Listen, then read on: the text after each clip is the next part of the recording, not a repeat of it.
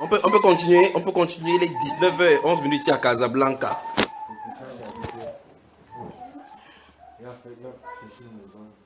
Ma Bible, j'ai même ma Bible est où?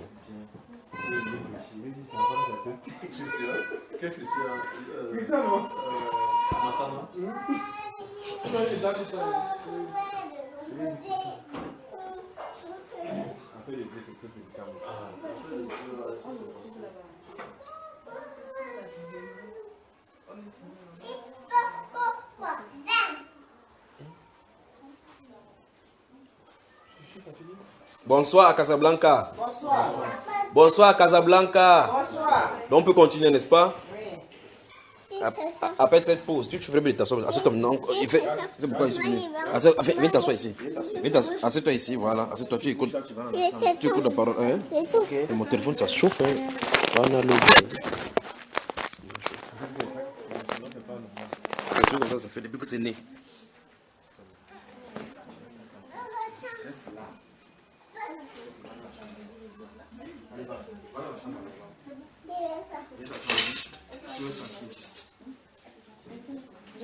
Prions alors, prions. Prions. Que Dieu vous bénisse, que Dieu vous bénisse. Le temps que les femmes débarrassent la table ou bien on prie, d'accord? Moi, assieds-toi, il n'y a pas de problème, assieds-toi. Père, nous te sommes reconnaissants encore pour ces moments que tu nous donnes. Depuis ce matin, tu nous as permis de passer ensemble dans la communion, dans ta voix. Merci Père pour cette pause, merci pour ta grâce, merci pour ta magnificence, merci pour tes faveurs. Et nous recommandons ce moment entre tes mains. Nous recommandons notre frère qui prend la route pour Rabat, que tu le couvres et tu le guides jusqu'au retour. Père, nous nous soumettons entre tes mains, nous comptons sur toi maintenant au nom de Jésus-Christ. Amen. Je vais faire un bref résumé de ce que nous avons vu depuis cet après-midi jusqu'à maintenant. Là. Et puis on va continuer là, parce que les questions ne sont pas encore finies. Il peut aller. Donc à l'entrée ici le matin, 3 questions ont été posées. La première question était de savoir quelle est la différence entre l'adoration que nous devons avoir vis-à-vis du Seigneur Jésus-Christ par rapport aux hommes de Dieu aujourd'hui, parce qu'on voit effectivement que les hommes de Dieu sont manifestement en train d'être adorés au lieu qu'on adore le Créateur, celui qui nous suit. La question reste debout. La deuxième question qui avait été posée maintenant, c'est de savoir si le juste, en partant des Psaumes chapitre 11, le verset 3, que si le juste, le fondement est renversé, le juste, que fera-t-il? Et nous sommes allés dans la Bible pour essayer de répondre à cette question. On va y revenir maintenant dans le cas des briefings et du résumé avant de continuer. La troisième question qui était sous-jacente à cette autre question, c'était de savoir, l'autre sœur a posé la question, à la lecture de la Bible, à la lecture du Nouveau Testament, elle est frappée par le comportement manifeste de l'amour que vivaient les premiers croyants.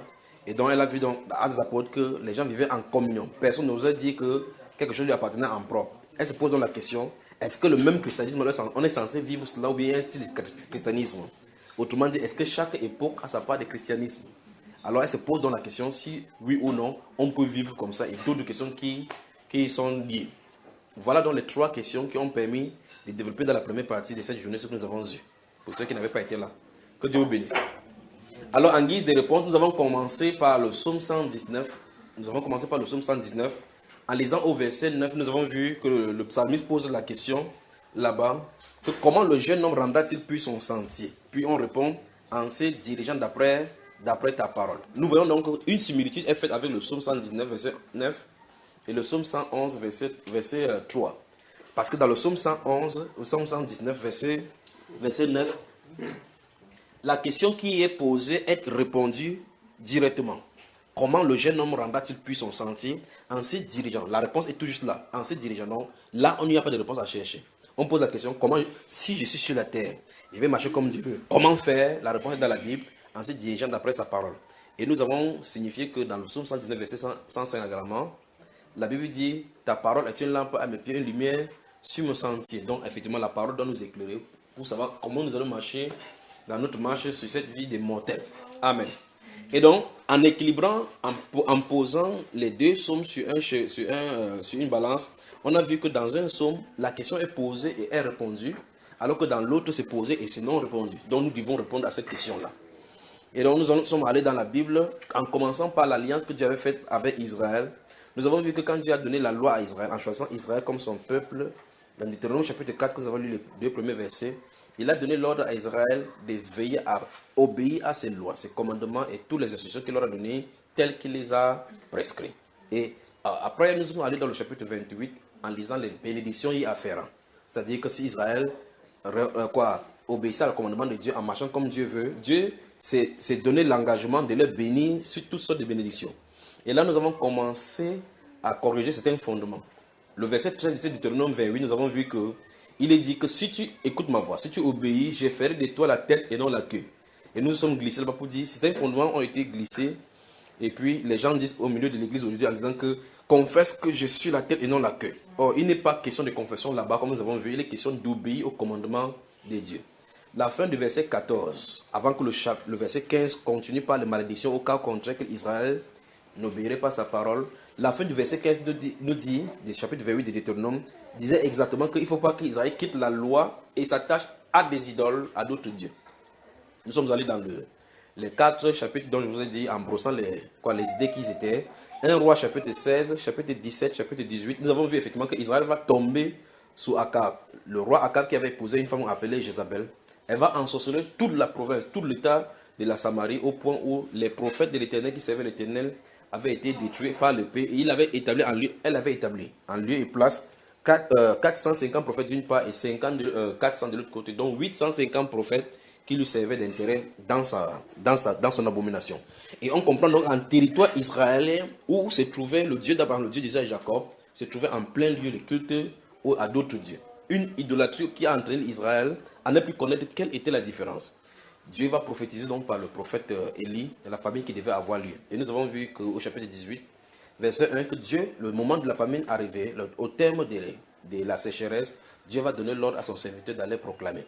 Et nous avons lu dans le chapitre 18, nous avons vu comment Élie a proclamé en disant « Jusqu'à quand clocherez-vous des deux côtés ?» Dieu veut dire, on ne peut pas marcher sur un même fondement et aller dans une autre dérive. Soit on est sur le fondement, soit on ne l'est pas. Amen. Vous avez, moi, je suis obligé de rappeler comme ça pour qu'on puisse voir là où on en est pour pouvoir continuer. Nous avons vu, parce qu'il faut qu'on réponde à la question de Psaume chapitre 11, verset 3. Quand le fondement est renversé, le juste, que fera-t-il? Il faut qu'on voie ce que le juste est censé faire. Nous avons vu dans cette confrontation que Élie a d'abord, premièrement, il a bâti l'autel de Dieu, il a restauré l'autel de Dieu.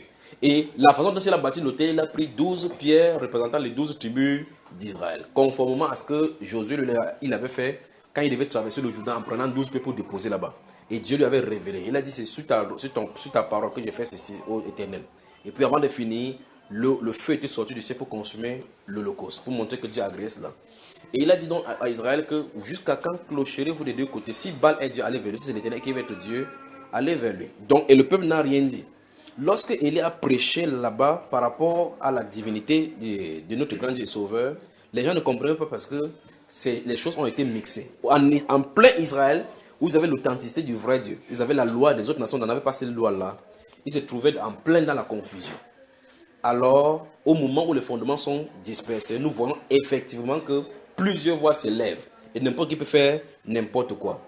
Et je donc dis, cette phrase-là, chacun fait ce qu'il veut, gardez cela en esprit parce qu'on va y revenir. Dans cette deuxième partie, nous allons toucher ces choses en plein.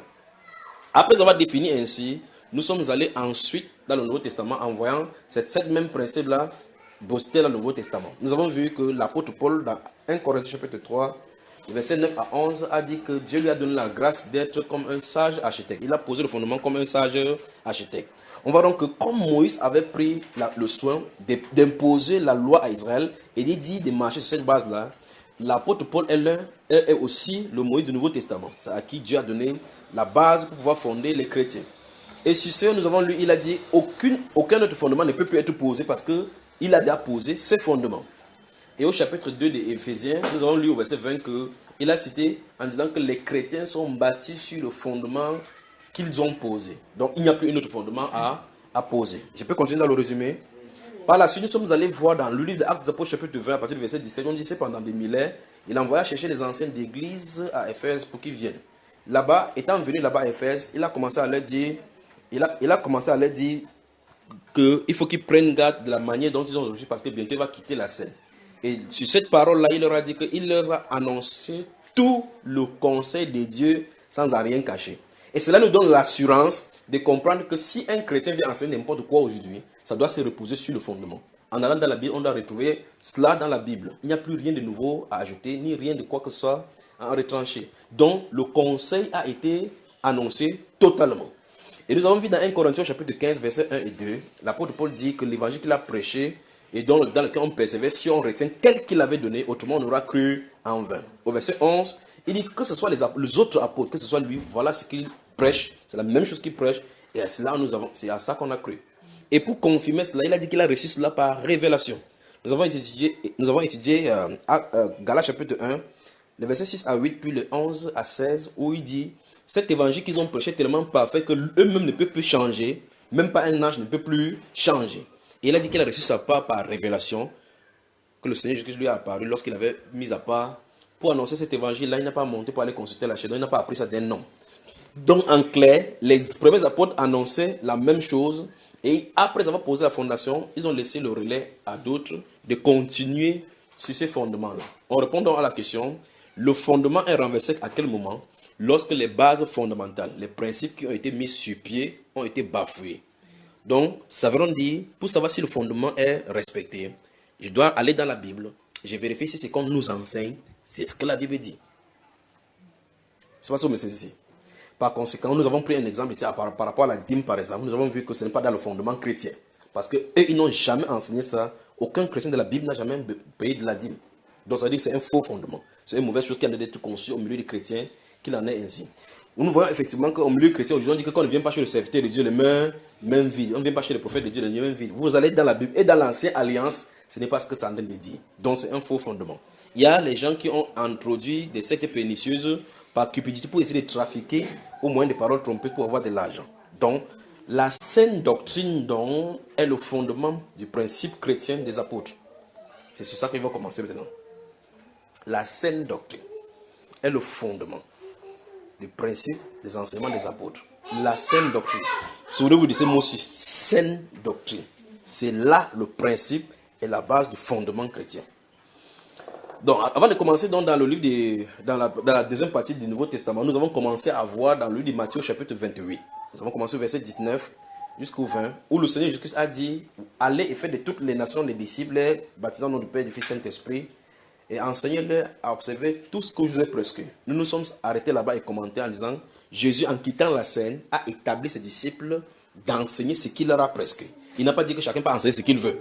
Il a dit ce qu'il leur a prescrit. Et nous avons vu dans Jean chapitre 14 au chapitre 16 où j'ai cité, où il a dit que j'ai encore beaucoup de choses à vous dire, vous ne pouvez pas les porter maintenant. Mais quand le consolateur sera venu, l'esprit de vérité que le monde ne peut recevoir parce qu'il ne connaît pas et qu'il ne voit pas, mais vous le connaissez, vous l'avez vu et il sera en vous, il vous conduira dans toute la vérité. Donc, Jésus leur avait donné une partie de la vérité et une autre partie devait être complétée et bien expliquée par le Saint-Esprit. Et l'une de ces vérités-là, c'est le but de la mission de Jésus-Christ et la façon d'entrer dans le royaume des cieux. Et nous avons vu effectivement comment l'apôtre Pierre a prêché aux Juifs à la première prédication chrétienne. Nous avons vu comment les gens ont eu le cœur vivement touché dans le verset 37 du chapitre 2 des Actes des Apôtres. Ils ont dit, homme frère, que ferons-nous? L'apôtre Pierre, nous avons vu cela, n'est pas allé consulter les autres apôtres. Qu'est-ce qu'on va répondre ici? Je suis coincé. Or, il n'avait pas fait la théologie. Il n'avait pas fait l'école. Il n'est pas allé dire, allez voir à la maison, voir si vous avez des parrains, des marins, et consulter les DJ. Non, non, non. C'est sorti de façon spontanée. Repentez-vous et que chacun de vous soit baptisé au nom du Seigneur Jésus-Christ pour le pardon de vos péchés et vous recevrez le don du Saint-Esprit. Car la promesse est pour vous, pour vos enfants et pour tous ceux qui sont au loin, en aussi grand nombre que le Seigneur de Dieu les appellera. Amen. À cet instant-là, ça marque la première prédication pour si quelqu'un veut entrer par le début de la vie chrétienne, c'est comme ça que ça commence. Comme l'apôtre Pierre a dit, si on me pose la question maintenant, comment faire pour devenir chrétien? Il dit que la question a été répondue. Repentez-vous et que chacun de vous soit baptisé. Il n'y a plus rien à annoncer. Donc les prédicateurs, normalement les prédicateurs d'aujourd'hui devraient avoir la façon la plus simple pour prêcher. Parce qu'ils ont déjà tout écrit. Et j'ai cité ici le Proverbe chapitre 22, le verset 17 à 22, où il dit, n'ai-je pas déjà mis pour toi par écrit tout ce qui est nécessaire pour toi, des conseils et des réflexions, afin que tu saches répondre à celui qui t'envoie. Donc ça veut dire que si quelqu'un me pose n'importe quelle question, vous me posez n'importe quelle question concernant Dieu, je vais me référer à la Bible. C'est pour ça qu'un prédicateur ne doit pas donner ses pensées. Vous dites, ok, qu'est-ce que tu penses des femmes qui enseignent? Je ne pense rien des femmes qui enseignent. Qu'est-ce que Dieu dit des femmes qui enseignent? Là, la question doit être répondue. Dans ce cas, on va dans la Bible. Cathy, qu'est-ce qu'il a dit? Je ne permets pas à la femme d'enseigner. Ça arrête toute contestation. Tout ce que vous allez dire par la suite maintenant, ça sera pour vous. Est-ce que vous comprenez? Parce que quelqu'un va dire non, si elle enseigne, elle peut bénir les gens. Vous pensez que l'esprit, ça c'est votre problème. L'écriture a dit, toute écriture inspirée de Dieu est utile pour corriger. Donc il faut qu'elle soit corrigée avec cette écriture-là. Vous savez, n'est-ce pas?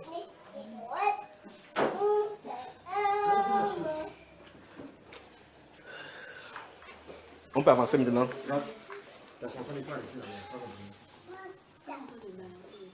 Elle est remplie de cantiques là maintenant. On peut. Donc je crois que j'ai fait le résumé jusqu'à je me suis arrêté là, on s'est arrêté. Frère, Oui. par rapport à la dîme, je pourrais poser une question. Pose toutes les questions que tu pourras poser, ma chère. Je ne sais pas si j'ai mal entendu, mais j'aurais dû entendu tout à l'heure que normalement la dîme, depuis le temps de. Comment on dit, depuis l'Ancien Testament jusqu'au Nouveau, la dîme ne doit pas être payée. Il n'y a pas de dîme au fait, on ne parle pas de la dîme. Si il me tient ici en disant que on ne peut pas dire quelque chose qui n'est pas biblique, je ne peux pas avoir dit dans cette bouche-là que la dîme n'est pas dans l'Ancien Testament, dans l'Ancien Testament. Je n'ai pas dit cela. J'ai dit la dîme est dans une alliance bien déterminée. Et la dîme n'a jamais été prescrite pour le chrétien. Parce que la Bible déclare, en fait, l'une des choses à savoir c'est ceci. Dans la Bible, lorsqu'on prêche, lorsqu'il y a un enseignement, il y a l'explication de l'enseignement et un exemple de cette application-là. Nous, on voit par exemple les gens qui ont été baptisés dans la Bible. Donc on peut savoir comment on les baptise. Parce que si les catholiques viennent aujourd'hui en disant on m'a baptisé en versant l'eau sur la tête, y a-t-il un exemple dans la Bible que quelqu'un qui a été baptisé en versant l'eau sur la tête? Non, ça veut dire que lui il a tort, la Bible a raison. Jésus le premier a été baptisé en étant plongé. Et tous les cas de baptême dans la Bible ont été en plongeant. Donc ça veut dire que si quelqu'un vient aujourd'hui en disant n'importe quoi, c'est son problème avec Dieu. La Bible a déjà réglé le côté. Maintenant, c'était Actes des Apôtres chapitre 20 où l'apôtre Paul a dit que je vous ai annoncé tout le conseil de Dieu sans en rien cacher. Dans la Bible, aucun disciple, aucun apôtre n'a jamais prescrit qu'on paye les dîmes et personne n'a jamais payé. L'une des choses qu'on va faire ici maintenant, c'est de savoir d'où c'est venu. D'accord? Donc, la dîme. Et en plus de ça, dans la Bible n'a jamais ordonné qu'on paye la dîme, même dans cette alliance en argent. Il n'y a pas un endroit où on paye la dîme en argent. Ça ne se trouvait pas dans la Bible. C'est étranger, c'est parce que les gens ont introduit la cupidité au milieu de l'assemblée. Ils ont commencé à faire cela. Donc si quelqu'un te tient devant toi maintenant, il parle, il dit que si tu touches 100 000 francs, 10 000 francs c'est pour Dieu, tu peux le regarder face à face en disant que si tu étais menteur, sans en craindre quoi que ce soit par rapport à la colère de Dieu, parce qu'il était menteur. La Bible dit qu'il est un menteur. Tu comprends ça, ma chère? D'accord, mais dans le temps, les gens, eux, ils cultivaient, ils étaient plus... Non, il y avait l'argent. En ce temps-là, ne t'inquiète pas, il y avait l'argent. Parce que la Bible déclare que quand Jésus est venu au temple, il y avait quelqu'un qui comptait de l'argent. Judas a vendu Jésus avec l'argent. Donc, au temps d'Abraham, il y avait l'argent. Il a acheté le champ avec l'argent. Donc, ne dis pas que l'argent a commencé maintenant. Donc, il y a le champ maintenant, il y a l'argent. Là-bas, il y avait le champ, il y avait l'argent. Continue comme ça, allons-y. Quoi encore? Et la dîme est-elle une prescription de la loi? C'est exactement ce qui est écrit. Si tu veux maintenant, on va dans la Bible, on peut voir. On peut y aller maintenant. On va voir maintenant d'abord là où c'est supprimé. Il faut que je montre d'abord dans la Bible où la dîme a été supprimée. Quand c'est supprimé, ça règle le problème. Après cela, maintenant, il pourrait venir avec toi avec des questionnements pour que tu puisses saisir bien c'est ça, d'accord? Hébreux chapitre 7. Ouvre dans la Bible. Hébreux le chapitre 7. Donc voici un fondement des cupides. Pendant que vous allez trouver Hébreux chapitre 7, et vous citez ce qui est écrit dans 2 Pierre chapitre 2. Dans 2 Pierre chapitre 2, à partir du verset 1, la Bible déclare qu'il y a eu parmi les peuples de faux prophètes. Il y aura parmi vous de faux docteurs qui introduiront le secte pernicieux et qui, régnant le meurtre qui les a rachetés, attireront sur eux une ruine soudaine. Plusieurs les suivront dans leur dissolution et la voix de la vérité sera calomniée à cause d'eux. Il dit par cupidité. Par cupidité, ils trafiqueront de vous au moyen de paroles trompeuses. C'est ce que la Bible déclare.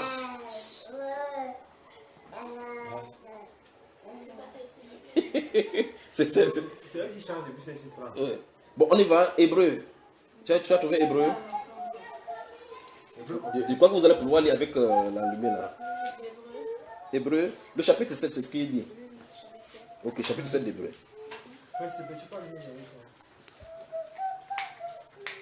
C'est bon? Le livre de l'Épître aux Hébreux. Je vais lire, d'accord? Si je demande de lire, là, vous allez lire avec dans votre gorge. Personne n'en entendre. Je vais lire doucement à partir du verset 1. Et si besoin, je vais expliquer ce qu'on a de dire. En effet, ce Melchisédek. Ici, le verset commence par ce Melchisédek. Parce qu'on a expliqué à partir du chapitre 3, la loi, la comparaison entre Moïse. La comparaison entre Moïse et son ministère. Et puis, il faut commencer. C'est la chaise là-bas, c'est toi pas comme ça. D'accord? C'est toi comme ça qu'il te voit face à face. Tu me fais tordre le cou comme ça. Il faut que je sois sûr que quand il parle, ça pénètre dans ton cœur. Voilà, c'est bon? C'est bon? Sur la chaise. Viens sur la chaise. C'est bon? Ok, on y va. Voilà. La Bible déclare en effet ce Melchisédek. Le Melchisédek dont on parle ici, c'est le Melchisédek qui a rencontré Abraham dans Genèse chapitre 14. Lorsque Abraham revenait de combat, parce que son neveu Lot avait été amené captif avec toute sa famille. Abraham a ramassé les gens de sa maison, ils sont allés combattre les différents rois, il les a vaincus. Il rentrait dans le combat, il a rencontré monsieur qu'on appelle quoi? Melchisédek. Voilà, maintenant continuons maintenant. Ce Melchisédek, roi de Salem, sacrificateur de Dieu très haut, qui est là au devant d'Abraham, qui revenait de la défaite des rois, qui le bénit, et à qui Abraham donna, pendant que j'en ai dit, je veux que vous suivez vraiment, à qui Abraham donna la dîme de tout. Vous avez vu, n'est-ce pas? Abraham donna la dîme. Si vous lisez l'événement dans le chapitre 14 de Genèse, Abraham a donné la dîme. Donc c'est la première mention de la dîme, ça se trouve dans Genèse chapitre 14. Alors Abraham donna la dîme de tout. Qui est d'abord roi de justice, d'après la signification de son nom. Ensuite roi de Salem, c'est-à-dire roi de paix. Qui est sans père, sans mère, sans généalogie, qui n'a ni commencement de jour ni fin de vie, mais qui est rendu semblable au Fils de Dieu. Ce Melchisédek demeure sacrificateur à perpétuité. Considérez combien est grand celui auquel le patriarche Abraham donna la dîme du butin. Ceux des fils de Lévi. Tu es ma soeur, tu vas comprendre ce que j'en dit ici. Je peux fermer la Bible de t'esprit, c'est qui là-bas, donc tu as intérêt à regarder. On dit ceux des fils de Lévi, parce que Lévi, il y avait 12 tribus en Israël. Il y avait une tribu que Dieu s'est appropriée en disant qu'elles n'auront pas d'héritage en Israël. L'Éternel sera leur héritage. On les appelle les Lévites. Puis on explique maintenant pourquoi eux, ils perçoivent les dîmes. Donc c'est important que tu aies bien cela. Ceux des fils de Lévi. On y va. Ceux des fils de Lévi. Verset 5. Ceux des fils de Lévi qui exercent le sacerdoce. Tu as entendu? C'est le sacerdoce donc sur Aaron. Le sacerdoce aaronique. Ont d'après la loi. Verset 5 encore. Ceux des fils de Lévi. Il y a une catégorie de personnes qui prélèvent la dîme. C'est eux qui exercent le sacerdoce. Il y a une catégorie. Il y en a 12 tribus. C'est très important. C'est pour ça qu'il insiste. Il y a 12 tribus en Israël. Il n'y a qu'une seule tribu à qui l'ordre est donné de prendre la dîme. Ce qui fait que quelqu'un des Aboulones ne doit pas prélever la dîme parce qu'il n'a pas le droit dans le sacerdoce. C'est important parce qu'on va toucher le corps de Christ maintenant. D'après la loi, donc il y a une loi qui est écrite là-bas. On va aller dans Nombre chapitre 18 où c'est écrit. L'ordre de lever la dîme sur le peuple, c'est-à-dire sur leurs frères, parce que les autres 11 tribus sont ses frères, qui cependant sont issus des reines d'Abraham. Mais maintenant il y a un problème. On a déjà parlé d'Abraham, subitement on parle de Lévi. Normalement, Abraham engendre Isaac. Isaac engendre Jacob. Jacob engendre les 12 tribus. Mais on a déjà parlé du premier et du quatrième. Ici. Donc, Abraham qui a rencontré Melchisédek, puis l'arrière-petit-fils qui est sorti de Jacob plus tard. Et parmi ces arrière-petits-fils, il y a un groupe de personnes qui ont été choisies. On avance. Et lui qui ne tirait pas de son origine, il leva la dîme sur Abraham. On dit, Melchisédek n'avait pas de relation avec eux, mais il lève la dîme sur Abraham. Et il bénit celui qui avait les promesses. Donc Abraham, quand il a pris la dîme dans Genèse 14, il a béni Abraham. Verset 7. Or, c'est sans contredire l'inférieur qui est béni par le supérieur. Et ici, ceux qui perçoivent la dîme sont des hommes mortels. On parle du groupe de Lévi. Mais là, c'est celui dont il est attesté qu'il est vivant. Donc, depuis qu'il a pris la dîme chez Abraham, il n'a jamais mouru. Pourtant, les Lévites mouraient chaque fois. Ils mouraient chaque fois. Tu comprends? Donc, il y a quelqu'un qui est plus grand, qui ne meurt jamais, à qui on a payé la dîme, et d'autres qui perçoivent la dîme ici, qui sont des hommes mortels. Verset 5. De plus, Lévi. Maintenant, regarde là ta Bible, ma chère. Verset 9 maintenant. Tu es dans Hébreu. Chapitre 17. Regarde le verset 9. Maintenant, je peux lire. De plus, Lévi, qui perçoit la dîme, l'a payé. Tu as vu ce qui est écrit, non? Donc Lévi qui prend la dîme maintenant sur le sacerdoce de Melchizedek, lui-même a payé. On dit pour ainsi dire par Abraham. Ça veut dire que quand Abraham allait au devant de Melchizedek, Abraham ne payait pas la dîme pour lui. Comme on dit dans les églises que si tu ne payes pas, tu ne seras pas riche. Quand Dieu a appelé Abraham dans le chapitre 2, il était déjà riche. Et il n'a jamais payé la dîme sur ces choses de la maison. C'est quand il est allé délivrer l'autre, qu'en rentrant, il a rencontré Melchizedek. Il a payé pour la personne qui est à l'intérieur de lui. Donc c'est Lévi qui paye. C'est ce qui est écrit ici. Regardez, verset 10. Car il était encore dans les reins de son père lorsque Melchizedek alla au devant d'Abraham. On dit Lévi qui perçoit la dîme l'a payé. Parce que lui, il était à l'intérieur d'Abraham. Donc c'est lui qui payait la dîme, pas Abraham. Pas Abraham payait la dîme. D'accord? Pourquoi? Parce que c'est trouve deux sacerdoces qui vont marcher sur la terre.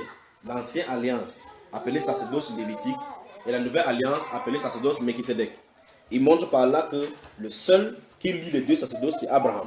Et donc, le sacerdoce qui va sortir d'Abraham va être soumis au sacerdoce qui va sortir de Christ.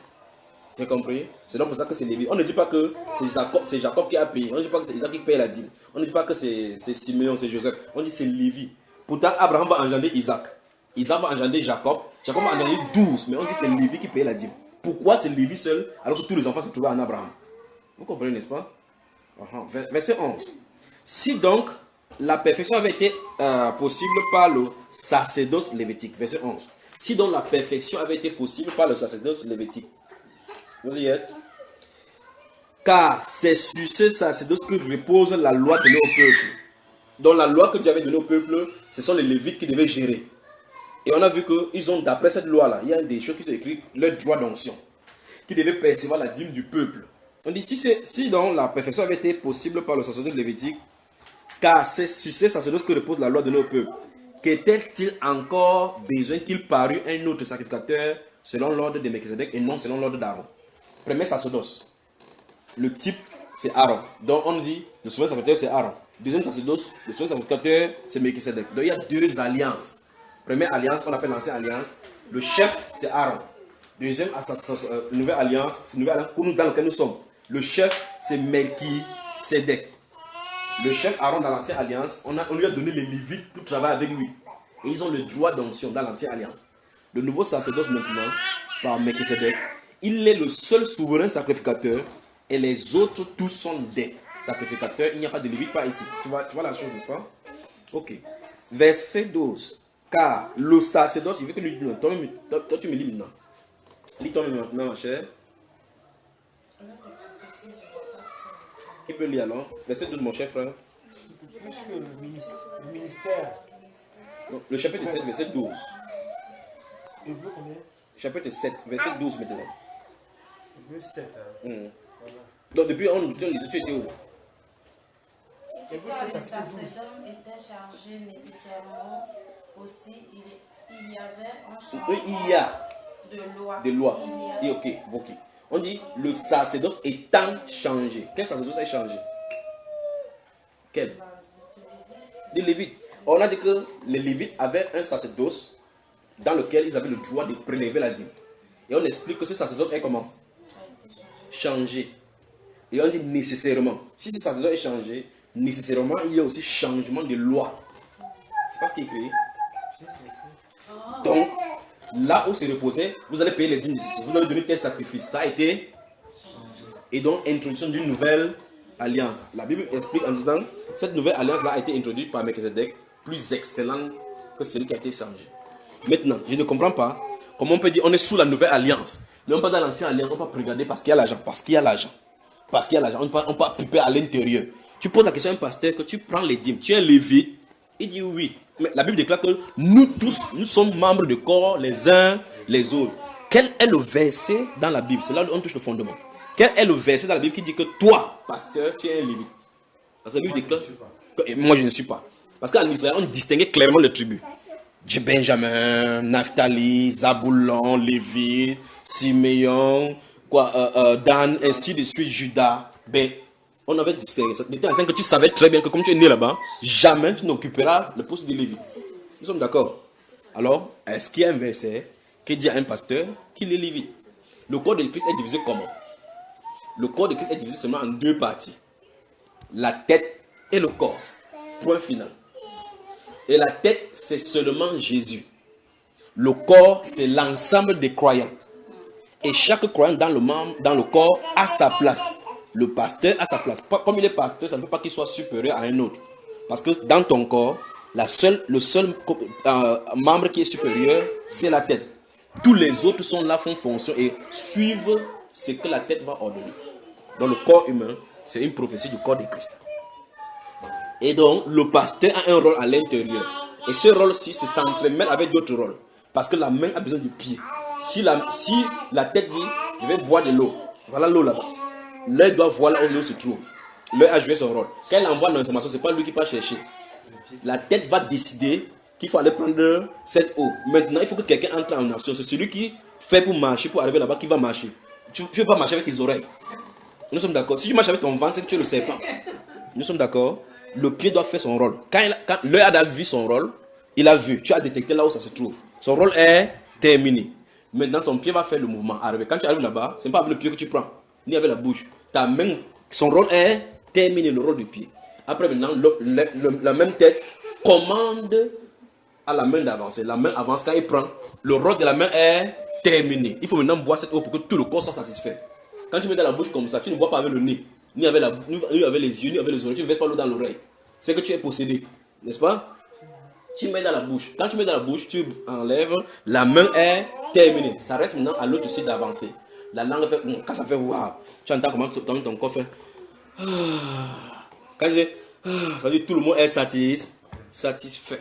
Là maintenant, je pose la question, qui était plus important dans cette robe pour boire l'eau? Qui était plus important? C'est la tête qui était importante, n'est-ce pas? C'est la tête seule qui est importante. Parce que si la tête ne coordonne pas, l'œil ne peut pas voir, le pied ne peut pas partir, la main ne peut pas prendre, l'œil ne peut pas voir. Donc, Christ est la tête du corps de l'Église. C'est lui seul qui doit révérence. Matthieu chapitre 23, verset 23, j'arrive. Ne t'inquiète pas, d'accord? C'est ça que tu veux citer, non? Il connaît tous les versets que tu peux citer, il les connaît. Alors, lorsque la tête décide, c'est quand la tête décide que tu vas aller. C'est la tête qui décide que tu vas partir, d'accord? Grâce. Regardez vraiment ces enfants, quand on touche ces fondements, c'est vraiment bien, d'accord? Je peux avancer maintenant. Je parle de la fondation et je sens de toucher un fondement qu'on appelle le dîme. J'attaque là où on mange un peu, d'accord? Maintenant, avant d'avancer sur le fondement, parce qu'il a touché Matthieu 23, il faut que je corrige une chose avant d'avancer, d'accord? La Bible a parlé, comme on a lu tout à l'heure, de deux alliances. Une alliance, on appelle sacerdoce lévitique, et une alliance qu'on appelle le sacerdoce de Melchisédek.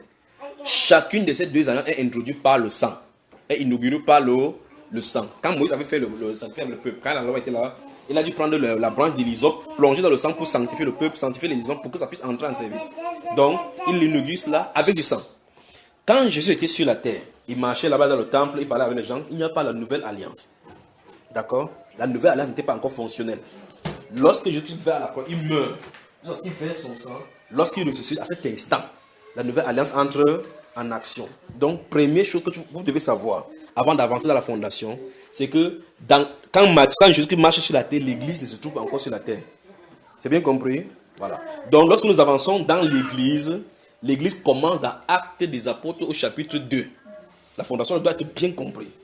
Alors, quand on a dans Actes des Apôtres chapitre 2, en avançant, les fondations sont bien définies, les détails sont bien donnés. Donc, si tu rentres dans Matthieu chapitre 23, tu dis que dans Matthieu chapitre 23, Jésus dit que malheur à vous pharisiens. Il a dit malheur à vous scribes et pharisiens. Nous nous trouvons dans l'ancienne alliance, là où il se trouve. Ça n'est pas à l'église, ça ne concerne pas l'église. Malheur à vous pharisiens parce que vous payez la dîme de cumin et de la menthe. La dîme de cumin, il n'y a pas de cumin et de menthe dans l'église. Ça se trouve chez les Israéliens.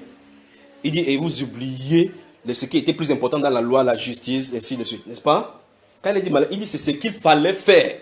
Donc dans la loi, il fallait faire ça. On devait dire qu'il fallait faire ça. Parce que Dieu leur a donné la loi d'obéir.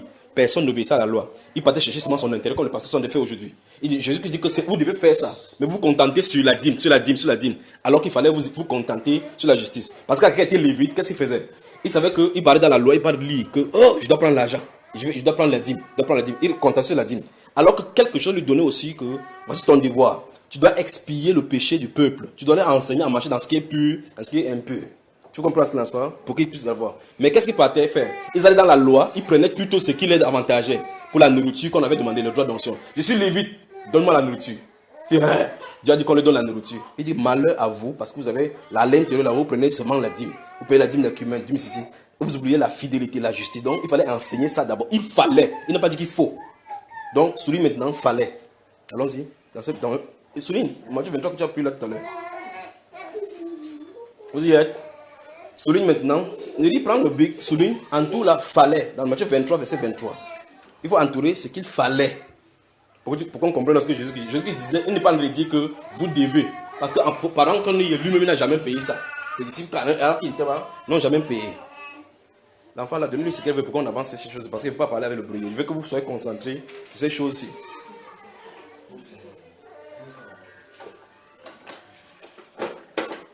Tu as ton stylo? Lis le verset 23.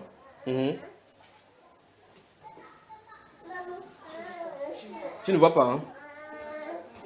Matthieu, sur le verset 23. Allons-y, lis alors.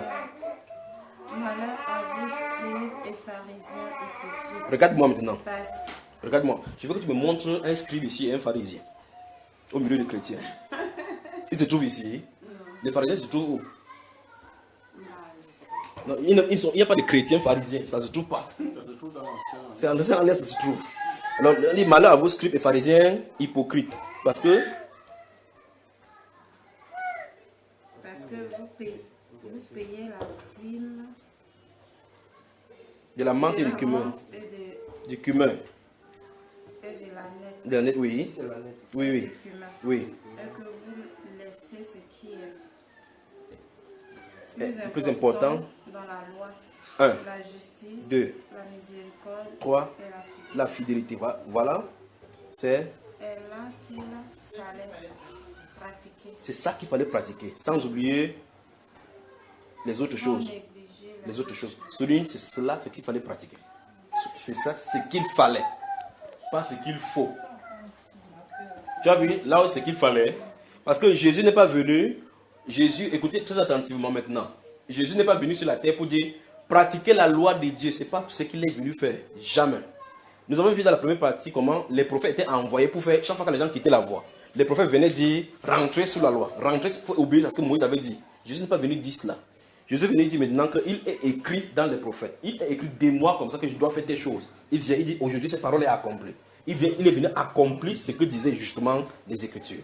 Et à la croix, donc, il a dit tout est accompli. Donc ce qui était écrit de lui qu'il devait faire, il l'a fait. Les sacrifices qu'on faisait pour couvrir le péché, il a fait pour ôter le péché. Parce que ces sacrifices-là annonçaient que quelqu'un viendrait pour accomplir. Jésus n'est pas venu dire que obéissez, payez les dîmes. Ce n'est pas ça qu'il est venu.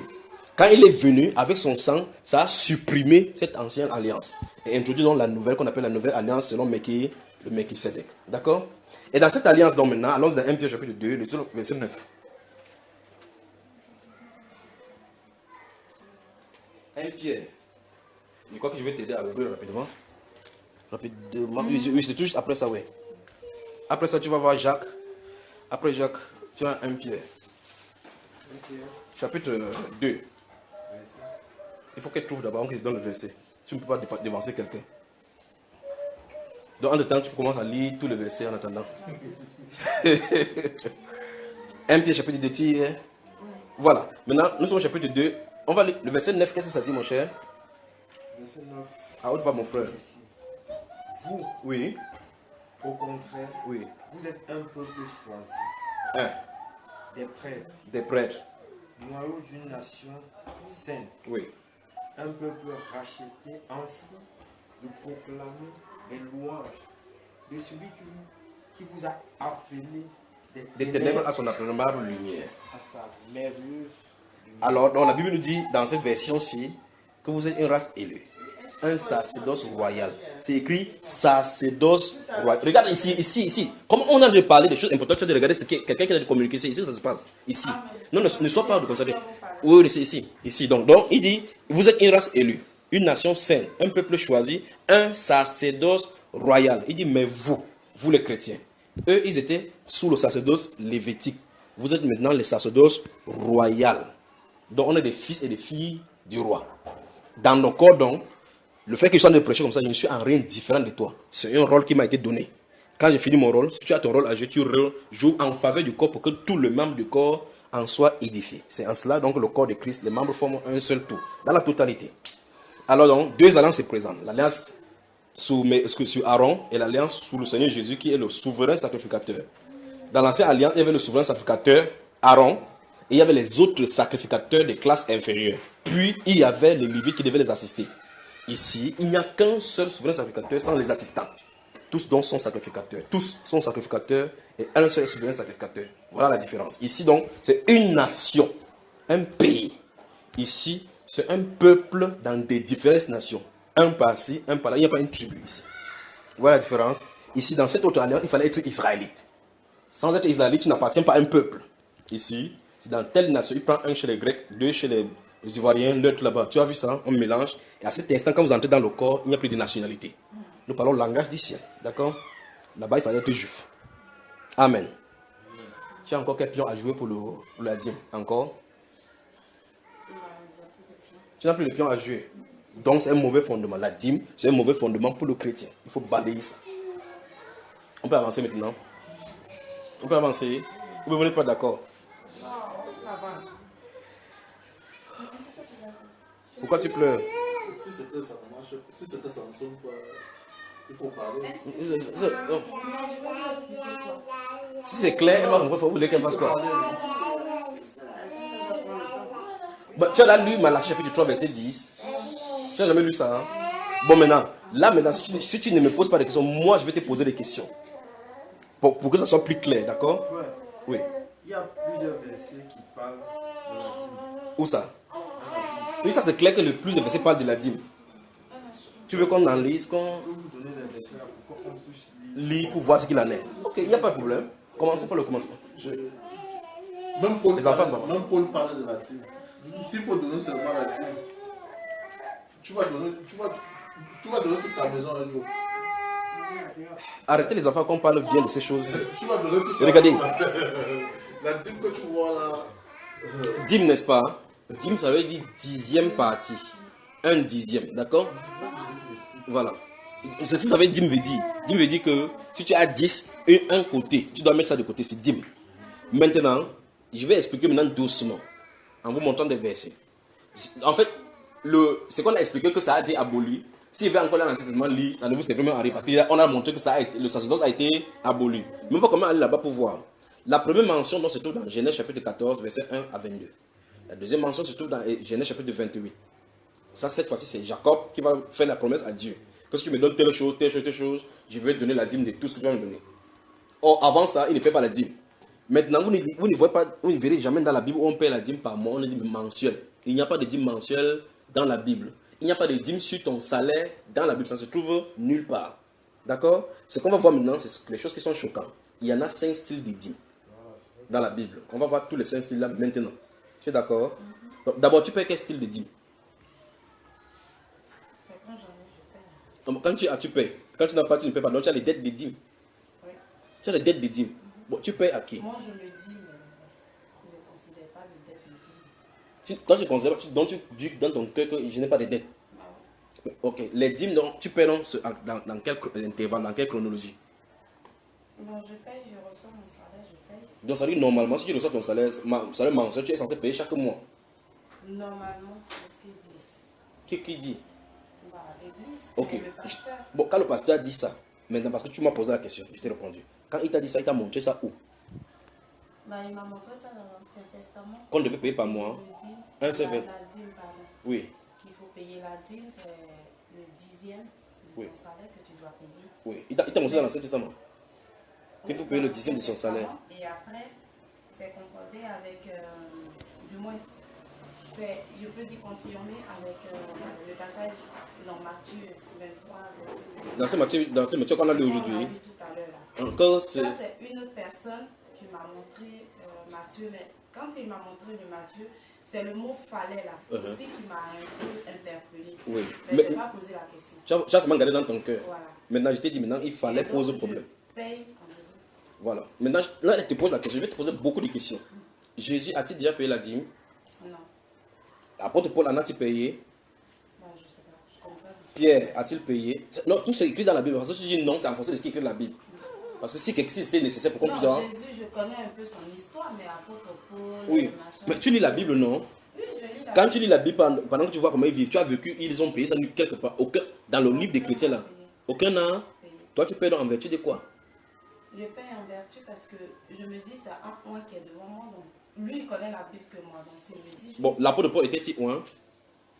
Oui, je Entre lui et celui que tu vois aujourd'hui, là, qui était plus oint que qui? apôtre Paul.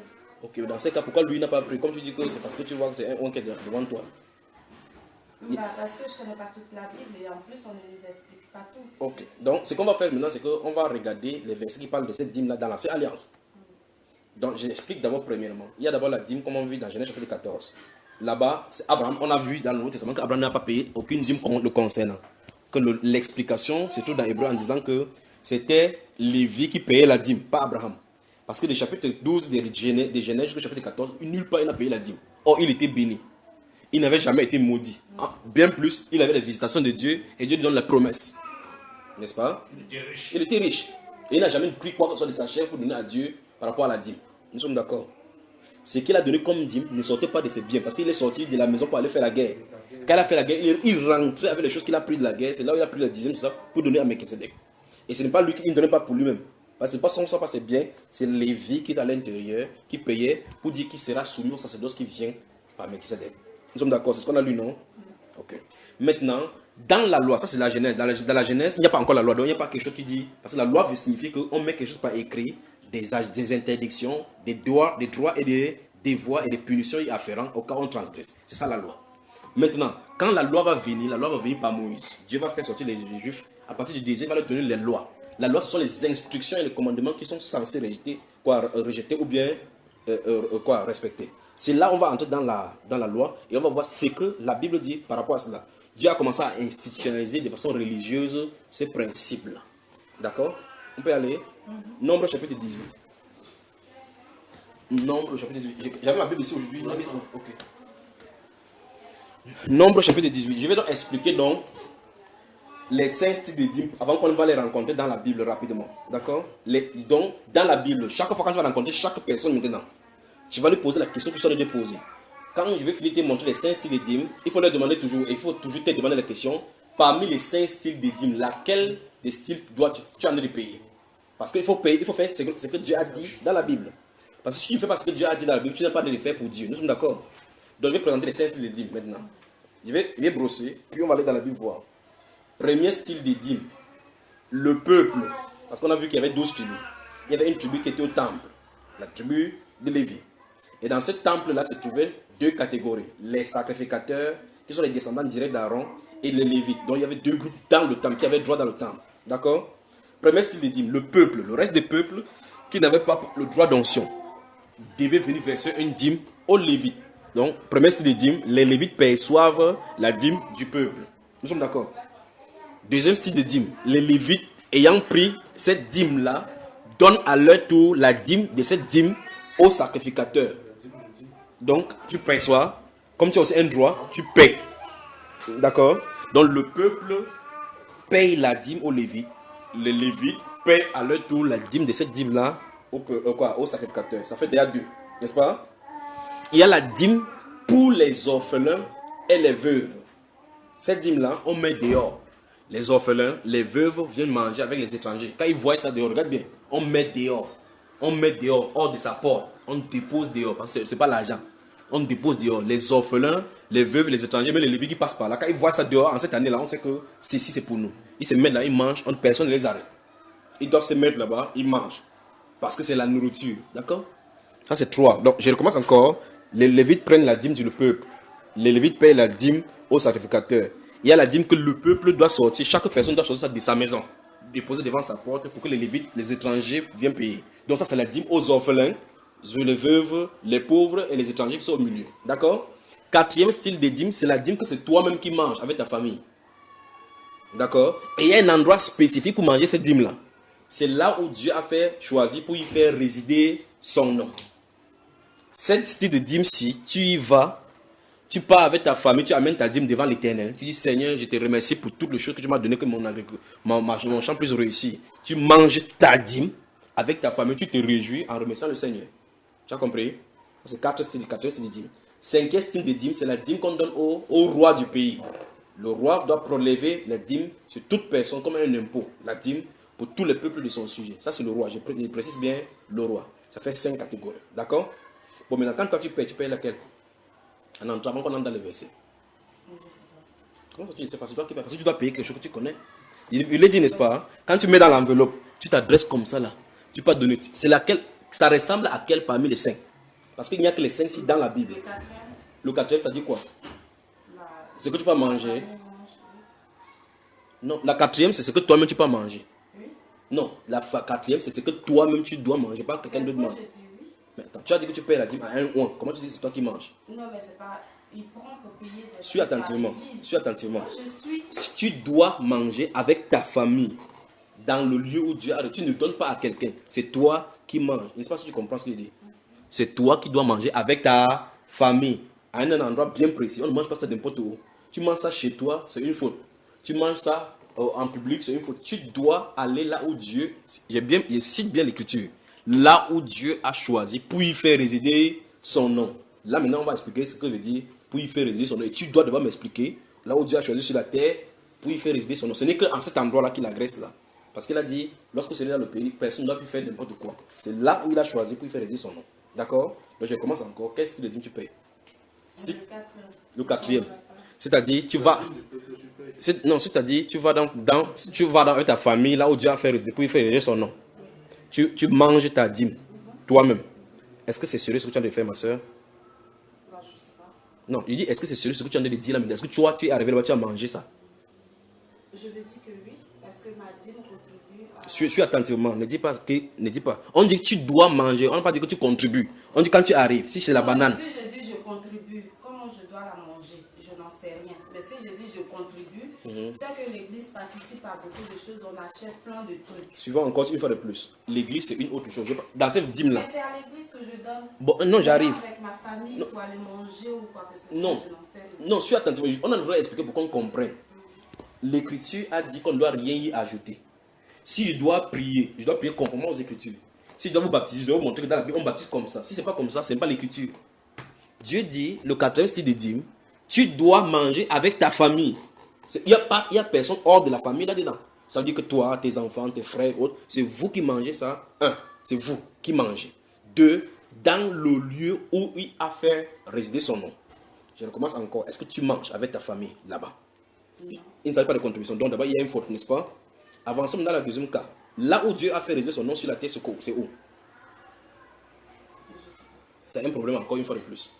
Vous voyez? Maintenant, si tu choisis n'importe quel style de dîme là-bas, tu seras toujours coupable. Parce que tu ne pourras jamais obéir à aucun de ces styles-là. Tu ne peux pas. Même si tu veux, par toi-même faire ça, tu ne pourras pas faire. Tu sais pourquoi? Parce que ceci justement concerne Israël. 1. On a vu que c'est le peuple qui payait la dîme aux Lévites.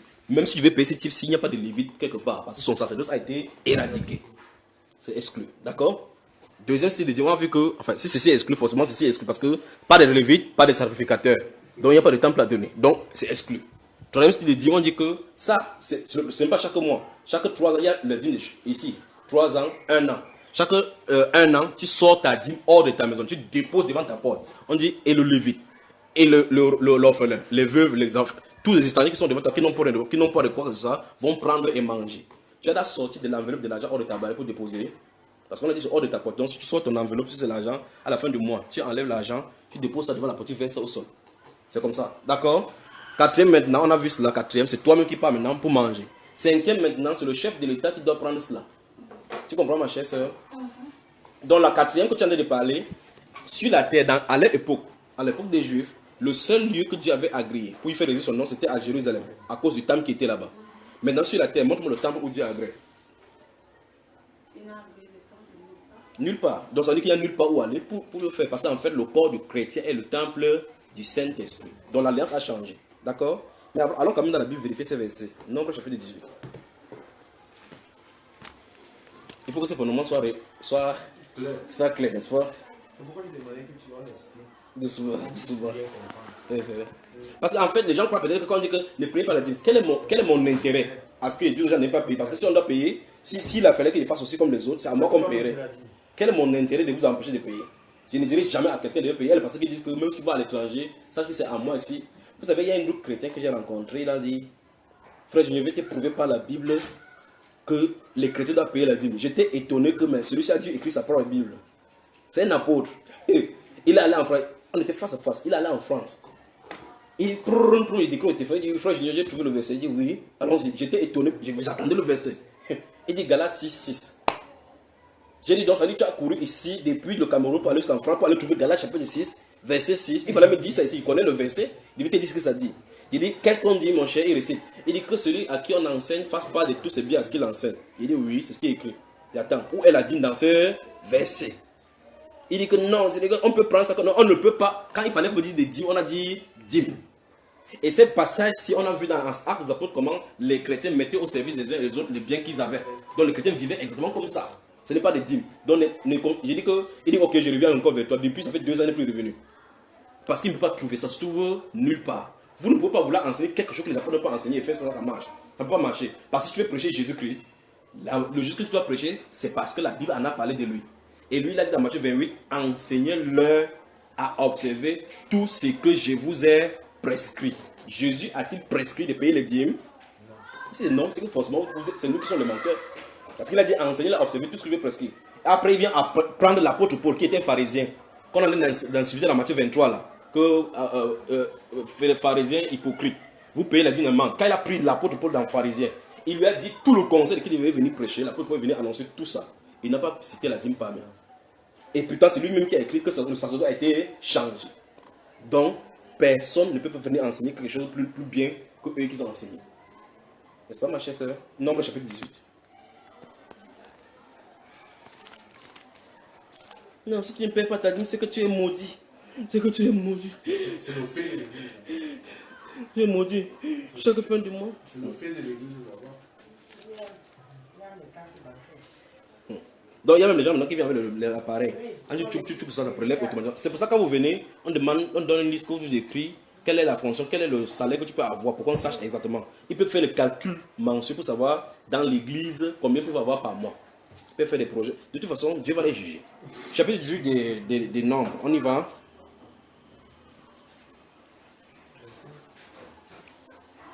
Chapitre 18 des nombres. On va aller à partir du verset 20.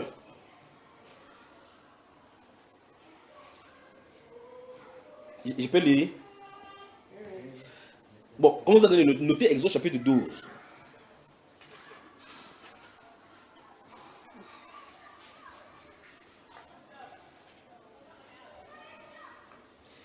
Ok, donc Nombre chapitre 18, verset 20 et suivant. On va lire maintenant, d'accord? L'Éternel dit à Aaron, tu ne posséderas rien dans leur pays et il n'y aura point de part pour toi au milieu d'eux. C'est moi qui suis ta part et ta possession au milieu des enfants d'Israël. Verset 21. Je donne comme possession aux fils de Lévite toute dîme dans l'église. Là, c'est n'est-ce pas? Vous pouvez dire Amen à ça. Vous pouvez vraiment dire Amen à ça. Amen. Je recommence encore ce qui est écrit. Verset 21. Je donne comme possession aux Lévites toute dîme dans l'église pour les services qu'ils font chaque dimanche. Amen. Amen. Vous pouvez dire Amen. Il y a vraiment la lecture de la Bible devant moi maintenant. Je recommence encore le verset 21. Je donne comme possession aux fils de Lévi toute dîme dans l'église pour le service qu'ils font chaque dimanche, le service de l'église. Comment tu lis maintenant? C'est quoi mon cher? Ah, j'ai lu la Bible, il rit seulement. Non, c'est le patron qui fait pour sonner avec moi. Comment tu lis mon cher?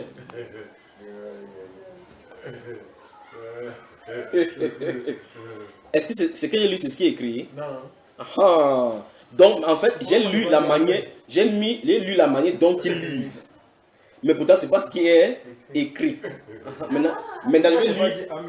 J'ai dit Amen pour vous observer. J'avais dit Amen. J'ai dit vraiment. Non, tu as dit Amen. Tu as dit Amen, j'ai lu encore. C'est pour ça que vous avez la Bible. J'ai dit que regardez. C'est à cause du fait que vous ne regardez pas. Quand tu as dit qu'on dit Amen, j'ai lu ici. J'ai dit, vous pouvez dire Amen à ça. J'ai dit service. Je vois ici, il n'y a pas d'église dedans. On dit Israël. Quand tu dis église, tu dis Amen. Ok, Ok. Moi, je commençais à Il pose la question, comment donc ils font pour que les gens disent Amen? Ah, parce qu'ils ne lisent pas. Donc c'est pour ça que je m'attiens. J'ai dit, j'attends que vous ouvrez vos Bibles. Je lis, vous lisez, vous voyez si c'est ce qui est écrit. Parce qu'il dit que, ce sont les enfants des Lévites. Ça devrait régler le problème à partir de là, parce qu'il n'y a pas de Lévites dans l'église. Donc ça ne concerne pas. Puis, la deuxième chose, c'est que toute dîme d'Israël. L'église n'est pas la nation d'Israël, n'est-ce pas? Parce que dans l'église, il n'y a pas le fils d'Israël qu'on appelle Lévi. C'est dans l'église, ça ne se trouve pas. D'accord? Je donne comme possession au fils de Lévi toute dîme en Israël. Pour le service qu'ils font, le service de la tente d'assignation. Dans le corps de Christ, il n'y a pas de tente d'assignation. Il n'y a pas de Lévi. C'est compris, n'est-ce pas? Voilà. Donc voilà ce qu'on appelle dans la première dîme. Donc dans le premier dîme, le peuple devait payer, venir payer. On dit, les enfants d'Israël n'approcheront plus de la tente de destination de peur qu'ils ne se chargent d'un péché et qu'ils ne meurent. Les Lévites feront le service de la tente d'assignation et ils resteront chargés de leurs iniquités. Ils n'auront point de possession au milieu des enfants d'Israël. Ce sera une loi perpétuelle parmi vos descendants. Si vous êtes vraiment calme, je vais prendre au même 1 heure pour enseigner sur ce que la Bible avait par perpétuel tout au long des Écritures. Il dit, verset suivant, je donne comme possession, donc voici les droits, aux Lévites, les dîmes que les enfants d'Israël présenteront à l'Éternel par élévation. C'est ça que tu as promis, c'est les dîmes, n'est-ce pas? Les enfants d'Israël, parce qu'ils sont 12. Un tribu appelé les Lévites, dont les autres enfants, les 11, vont venir chacun pour faire part donner aux Lévites. Donc voilà donc le premier style de dîme. Il dit, présenteront à l'Éternel par élévation, c'est pourquoi j'ai dit à leur égard, ils n'auront point de possession au milieu des enfants d'Israël. Parce qu'ils ont déjà une occupation. Ils vont pas aller chercher l'occupation, comment faire pour vivre. Leur rôle c'est faire le service pour expier le péché. On va amener les chefs à eux de brûler cela, nettoyer, faire les trucs là-bas, enlever le rognon, ainsi de suite, pour rendre service par rapport à ceux-là. Pendant que ceux-là traversent au champ, en retour, ils amènent la dîme, parce que ceux-ci n'ont pas le temps d'aller travailler au champ comme eux. Tu as bien compris, non? Donc ils n'ont pas de possession, ils n'ont pas le temps pour aller là-bas. Ça va, ma soeur? On avance? Oui. En fait, pour nous, quand on était à Abidjan, Oui. on nous disait que nous sommes tous Israël. Vraiment, hein? Oui. Ok. Les pasteurs nous ont dit ça. Non, c'est par rapport à la dîme. Non. Et quand ils disent comme ça, toi, tu es quelle tribu? Moi, je suis pas Israël. Non, avance dans sa conversation. Après avoir dit que nous sommes tous Israël, il dit que ceux qui payent les dîmes sont de quelle tribu? Je sais pas, ils ne rentrent pas dans C'est justement parce que quand ils disent qu'ils sont tous Israël, c'est pour vous détourner, pour que vous payiez. Mais justement, c'est ce qu'ils font croire aux gens. Que, Voilà. En fait, aujourd'hui, on représente, nous les chrétiens, on représente Israël. Voilà. En fait, Israël, les chrétiens sont Israël spirituel. On ne paie pas les dîmes spirituellement. D'accord, les dîmes se paient physiquement. Maintenant, ce qu'on va faire maintenant, c'est désormais, quand quelqu'un va vous dire n'importe quoi, vérifiez que c'est écrit de cette façon-là. Parce que tout à l'heure, on va aller dans le verset où on dit, l'on ne se présentera point devant l'Éternel le même vide. Par contre, comme on utilise pour dire qu'on ne vient pas voir l'homme de Dieu le même vide. Il faut qu'on regarde là où le verset dit. On va relire maintenant comment le verset dit. Pourquoi ne vous mettez pas quoi que ce soit n'importe où, André citait le verset n'importe comment. Vous comprenez? On peut avancer les frères, ou bien vous n'êtes pas content. Verset 25. L'Éternel parla à Moïse et dit, verset 25 maintenant. Verset 25 des Nombres chapitre 18. L'Éternel parla à Moïse et dit, tu parleras aux Lévites. Tout à l'heure, en haut, il a parlé aux enfants d'Israël. Que lorsque vous allez percevoir une dîme, c'est pour Israël. C'est pour Lévites. Verset 25 maintenant, il dit, l'Éternel parla à Moïse et dit, tu parleras aux Lévites et tu leur diras, lorsque vous recevrez des enfants d'Israël la dîme que je vous donne de leur part comme votre possession, vous en prélèverez une offrande pour l'Éternel, une dîme de la dîme. Alors, je vous ai dit ça, n'est-ce pas? C'est la deuxième partie. Donc. Quand lui perçoit la dîme, qu'est-ce qu'il fait en retour? Il prend une dîme qu'il va aussi donner à ceux-là. On peut aller maintenant au chapitre, allons dans le livre des Nombres maintenant. Dans le livre des Deutéronome, pardon. Exode 12, vous notez Exode 12, parce que si le temps était, je serais venu là-bas pour vous montrer par rapport à la loi perpétuelle.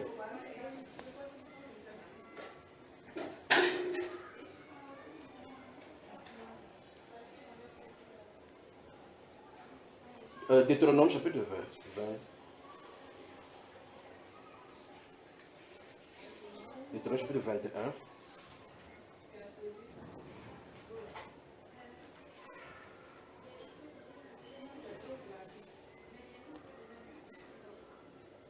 Vous y êtes. Commençons au chapitre 14 d'abord. Vous allez voir comment c'est amusant. Deutéronome chapitre 14.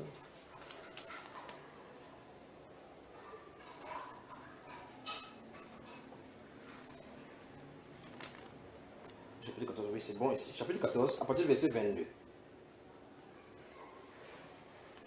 Nous étions dans un livre, dans le livre des Nombres, dans le livre des Deutéronome. Il y a des choses qui reviennent dans le livre de Lévitique, non, c'est la même chose qu'on revient encore, d'accord? Verset 22. Tu peux lire, mon frère? Si tu vois. Non, chapitre 14 des Deutéronome. Ah, chapitre 14 de Deutéronome. Deutéronome.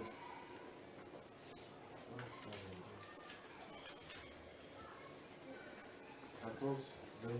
Oui.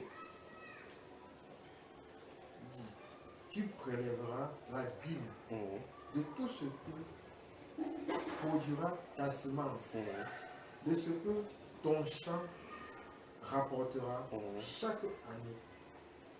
Et tu mangeras devant l'Éternel ton Dieu, à l'endroit qu'il choisira pour y faire résider son nom. J'ai dit ça ici aujourd'hui, n'est-ce pas? Bon, relis encore le verset. Tu prélèveras la dîme de tout ce que produira ta semence. Quand? Le verset n'est pas fini, frère. Ah, ok. De ce que ton champ Oui. rapportera Oui.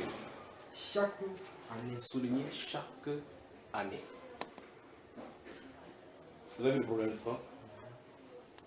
Donc, si vous lisez la Bible, vous ne prêtez pas attention, on va vous faire dire n'importe quoi. Ici, cette dîme, si on fait comment?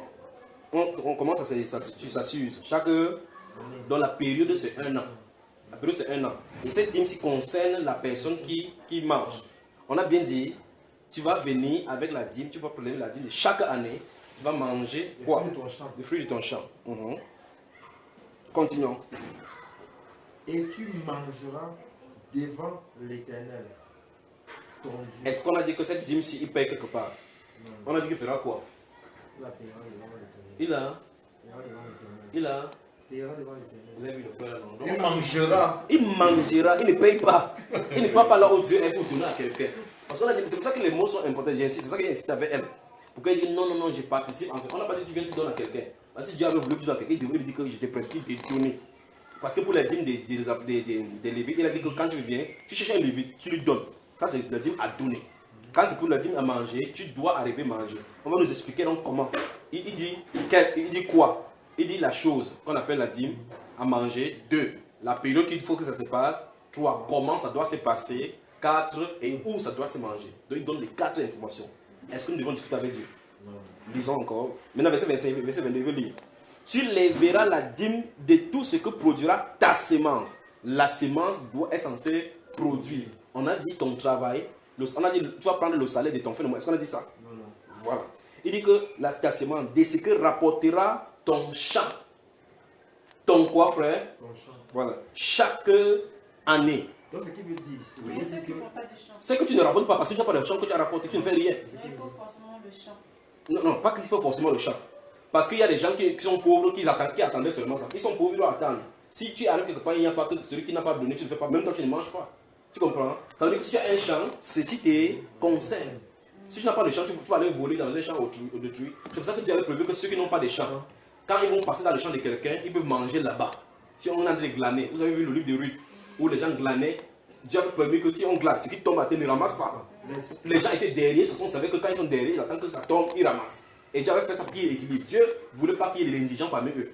C'est pour ça que Ruth pouvait aller là-bas, il va glaner dans le champ de quelqu'un.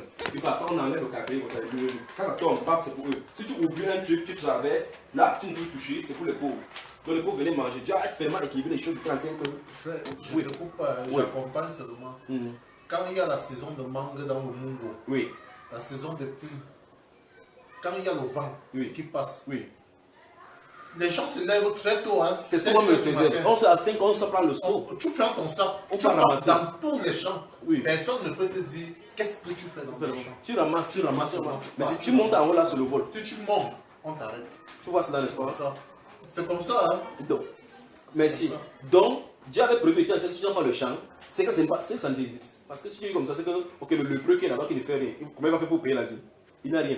Tant que ton champ rapporte, tu dois payer. Tu vois, même si dans la loi de l'État, c'est normal. Si tu ne travailles pas, tu vas payer l'impôt. Quel impôt? Tu payes un impôt. Dès que tu ouvres une boutique, un impôt, tu dois te conformer à la loi. Parce que la loi dit que pour tous ceux qui sont dans tel secteur, à tel niveau, ils doivent payer les impôts concernant. Maintenant, je n'ai pas de boutique, je paye quel impôt? Tu comprends un peu, n'est-ce pas?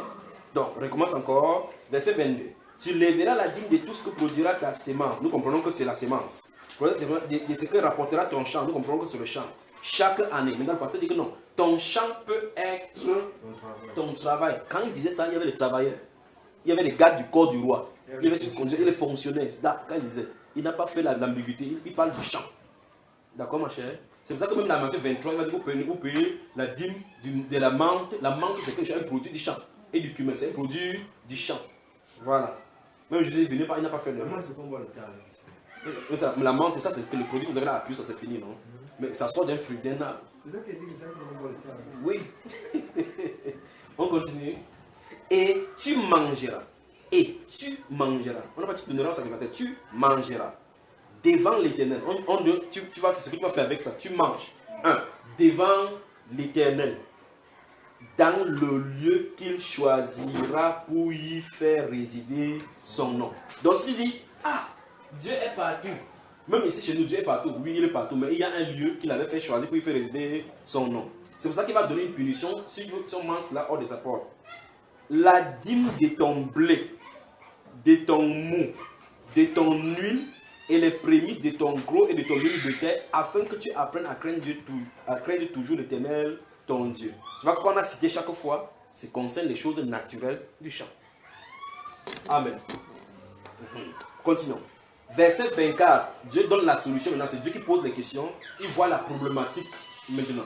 Parce que, si vous êtes par exemple, si tu es à Abidjan, il prend le cas de la Côte d'Ivoire, si le lieu où Dieu a fait résider son nom, c'est à l'aéroport où fait venir d'Abidjan, et que toi tu es par exemple à Bonois, si tu es à Bonois, n'importe où, à l'ouest de la Côte d'Ivoire ou à l'est, n'importe où, chaque année, tu dois quitter là-bas pour venir là où Dieu a désigné pour faire résider son nom pour manger cette dîme. Quand tu rentres maintenant, tu peux faire n'importe quoi. Maintenant, Dieu trouve la solution.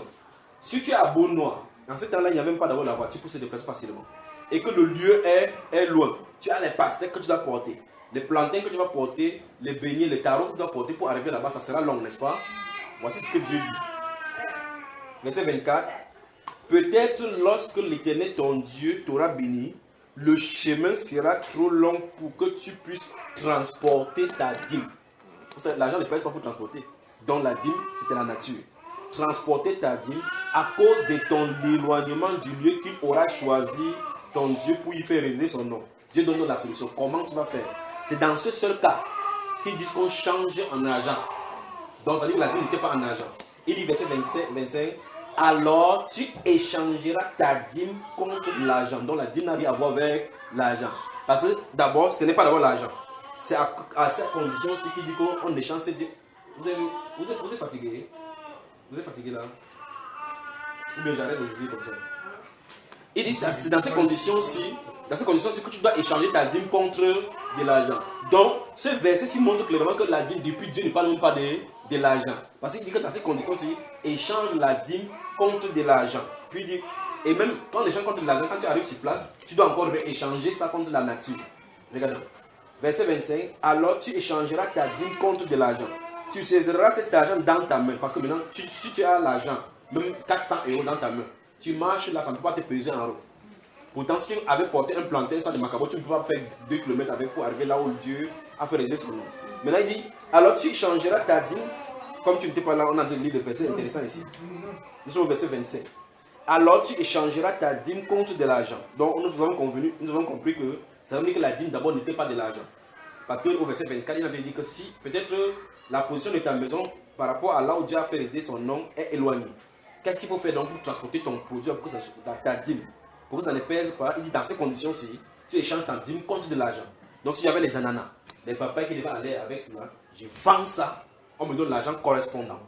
Je marche avec cette personne, l'argent n'est pas. Je vais donc dans le lieu où Dieu il a fait aider son nom. Verset, alors tu échangeras ta dîme contre de l'argent. Tu serreras cet argent dans ta main et tu iras au lieu que l'Éternel ton Dieu aura choisi. Là. Donc dès que j'arrive, qu'est-ce que je fais? Là, tu achèteras avec l'argent tout ce que ton cœur désirera. Des bœufs, des brebis, du vin et des liqueurs fortes. Tout ce qui te fera plaisir. Tu mangeras devant l'Éternel ton Dieu et tu te réjouiras, toi et ta famille. Je crois que c'est un peu plus clair.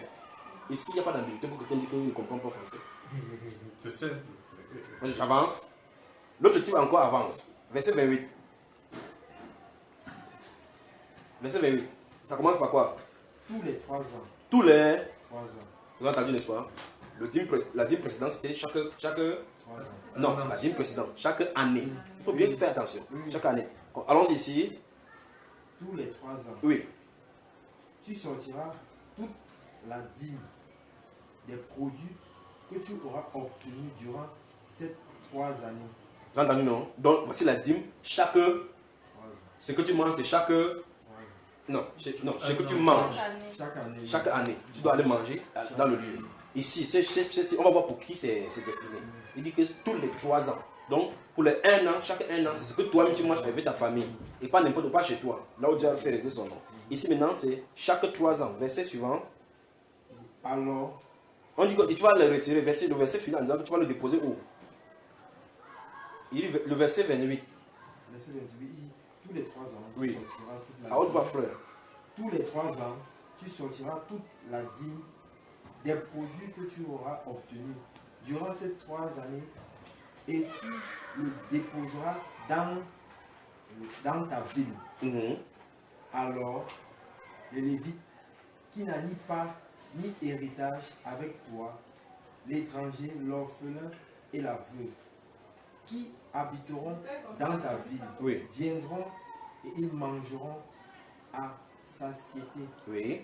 Ainsi, l'Éternel, ton Dieu, te bénira dans tous les travaux que tu entreprendras de tes mains. Amen. On a vu, non? Donc les dîmes sont condamnés là-bas. Depuis, tu as de voir effectivement l'impossibilité de qu'un chrétien d'obéir à tout cela. N'est-ce pas? Parce que même si tu mets là dehors, là, le prochain bandit pense pas aller fuir le banga. Parce qu'on a dit que c'est pour les Lévites, les étrangers, les orphelins. Bon, maintenant, nous sommes au niveau de 4 styles de dîmes. On est sur le 4e. On peut résumer qu'on a vu dans Nombre chapitre 18. On a vu que les Lévites doivent préserver le peuple. Le peuple devait venir donner aux Lévites. Les Lévites devaient prendre et donner aussi aux sacrificateurs. Et puis on a vu dans Deutéronome ici, chapitre 14, le fait qu'il y a la dîme de chaque année que toi tu vas manger. On vient de voir aussi la dîme maintenant des orphelins et des œuvres que tu vas mettre à la maison chaque 3 ans. N'est-ce pas? Depuis qu'on a tu as entendu un par mois là-dedans. Tu as entendu l'argent que tu as donné à quelqu'un. Maintenant il manque un 5e style de dîme. 1 Samuel chapitre 8.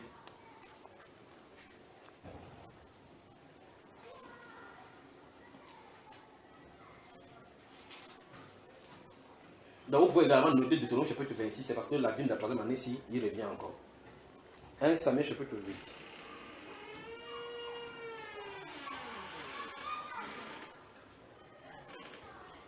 « 1 Samuel chapitre 8. À partir du verset 1.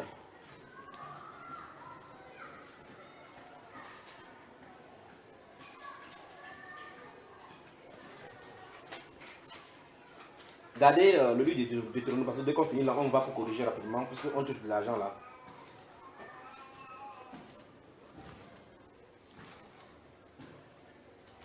« 1 Samuel chapitre 8. » Alors maintenant, j'explique d'abord l'histoire rapidement avant qu'on y tombe. Israël va sortir sous Moïse. Chaque fois, Dieu va les guider par les prophètes, si Dieu voulait régner sur Israël. À un moment donné, dans le chapitre 7 de Samuel, ils vont réclamer un roi. Voici là où Israël a créé le schisme entre lui et Dieu. Ils vont dire à Samuel que établir un roi sur nous qui va régner sur nous comme les nations ont fait. Il a commencé à vouloir imiter le monde au lieu de rester tranquille et laisser Dieu les guider comme il veut, comme il les a toujours guidés. Il voulait l'intermédiaire d'un roi humain. Et le plus grave, c'est que il ne dit pas Seigneur, il ne dit pas à Samuel le prophète, que demande un roi selon le modèle que Dieu veut. Ils disent comme les autres nations. Pourtant, les autres nations n'ont pas le vrai Dieu. N'est-ce pas terrible de vouloir imiter les gens du monde? C'est pas ce que l'Église a fait aujourd'hui. Hip-hop, quoi? Chrétien. Rap, fini. Rap, chrétien. Pique-nique, chrétien. La natation, chrétien. Miss Master, chrétien. Comme le monde. Continuons. Oui. Chapitre 8.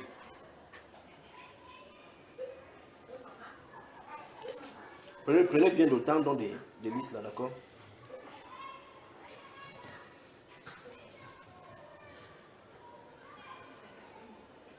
Lisons le verset, on va prendre quel verset? Je suis dans 1 Samuel. Oh, moi je vais au 22 Samuel. 1 Samuel chapitre 8. Qu'est-ce que ça dit au verset 15? Je lis rapidement, parce que si vous demandez de lire dans les mains.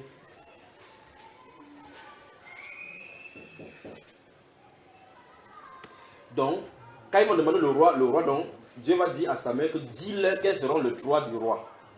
Il va dire, va prendre vos filles pour en faire ses parfumées et les danseuses. Ils vont prendre de vos terrains, ils prendront ceci. Puis au verset 17, maintenant, il va dire, il prendra la dîme de vos troupeaux et vous-même serez ses esclaves.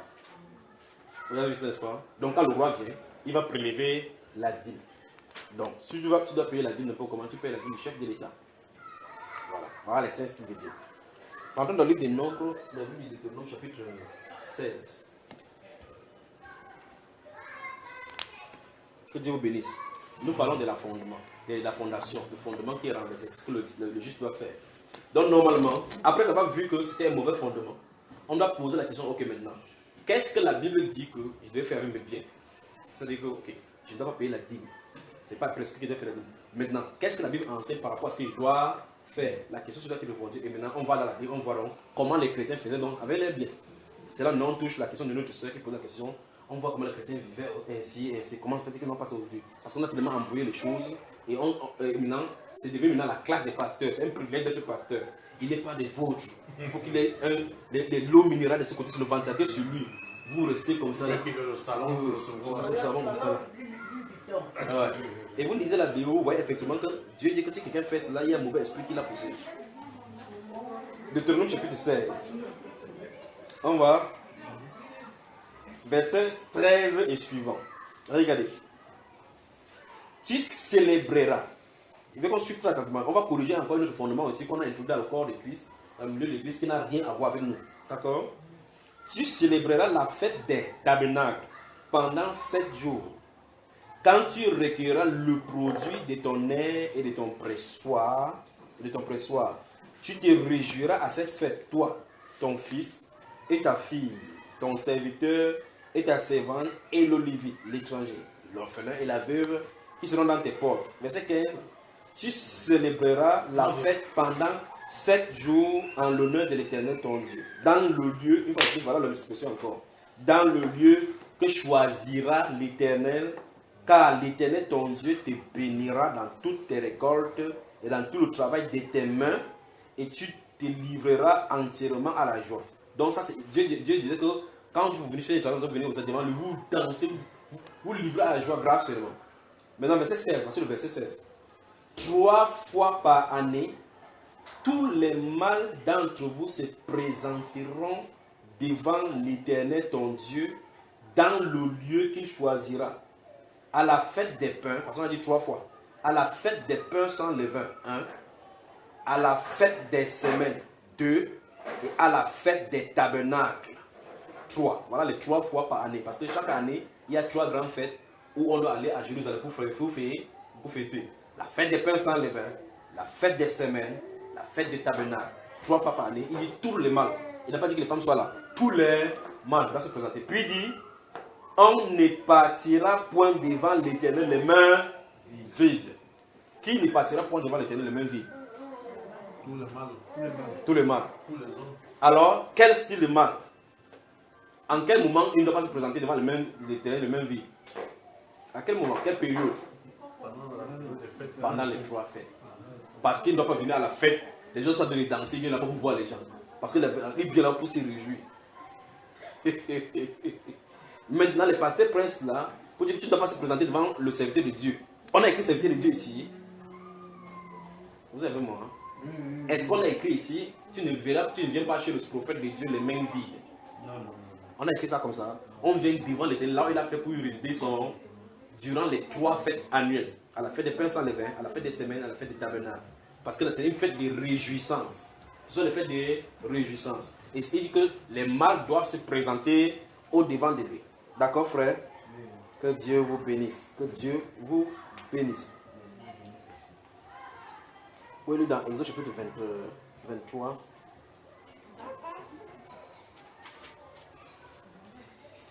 Exode chapitre 23. Exode maintenant. On finit là-bas par rapport à cette correction-ci. Exode chapitre 23, le verset 17. Parce que là, nous avons lu dans Deutéronome chapitre 16. Exode chapitre 23, verset 17 maintenant. Regardez, vous y êtes. 3 fois par année, tu célébreras des fêtes en mon honneur. Tu observeras la fête des pains sans levain pendant 7 jours, au temps fixé dans le mois des épis. Vous avez vu en quel mois, non? Tu mangeras des pains sans levain comme je t'en ai ordonné, comme je t'en ai donné l'ordre, car c'est dans ce mois que tu es sorti d'Égypte.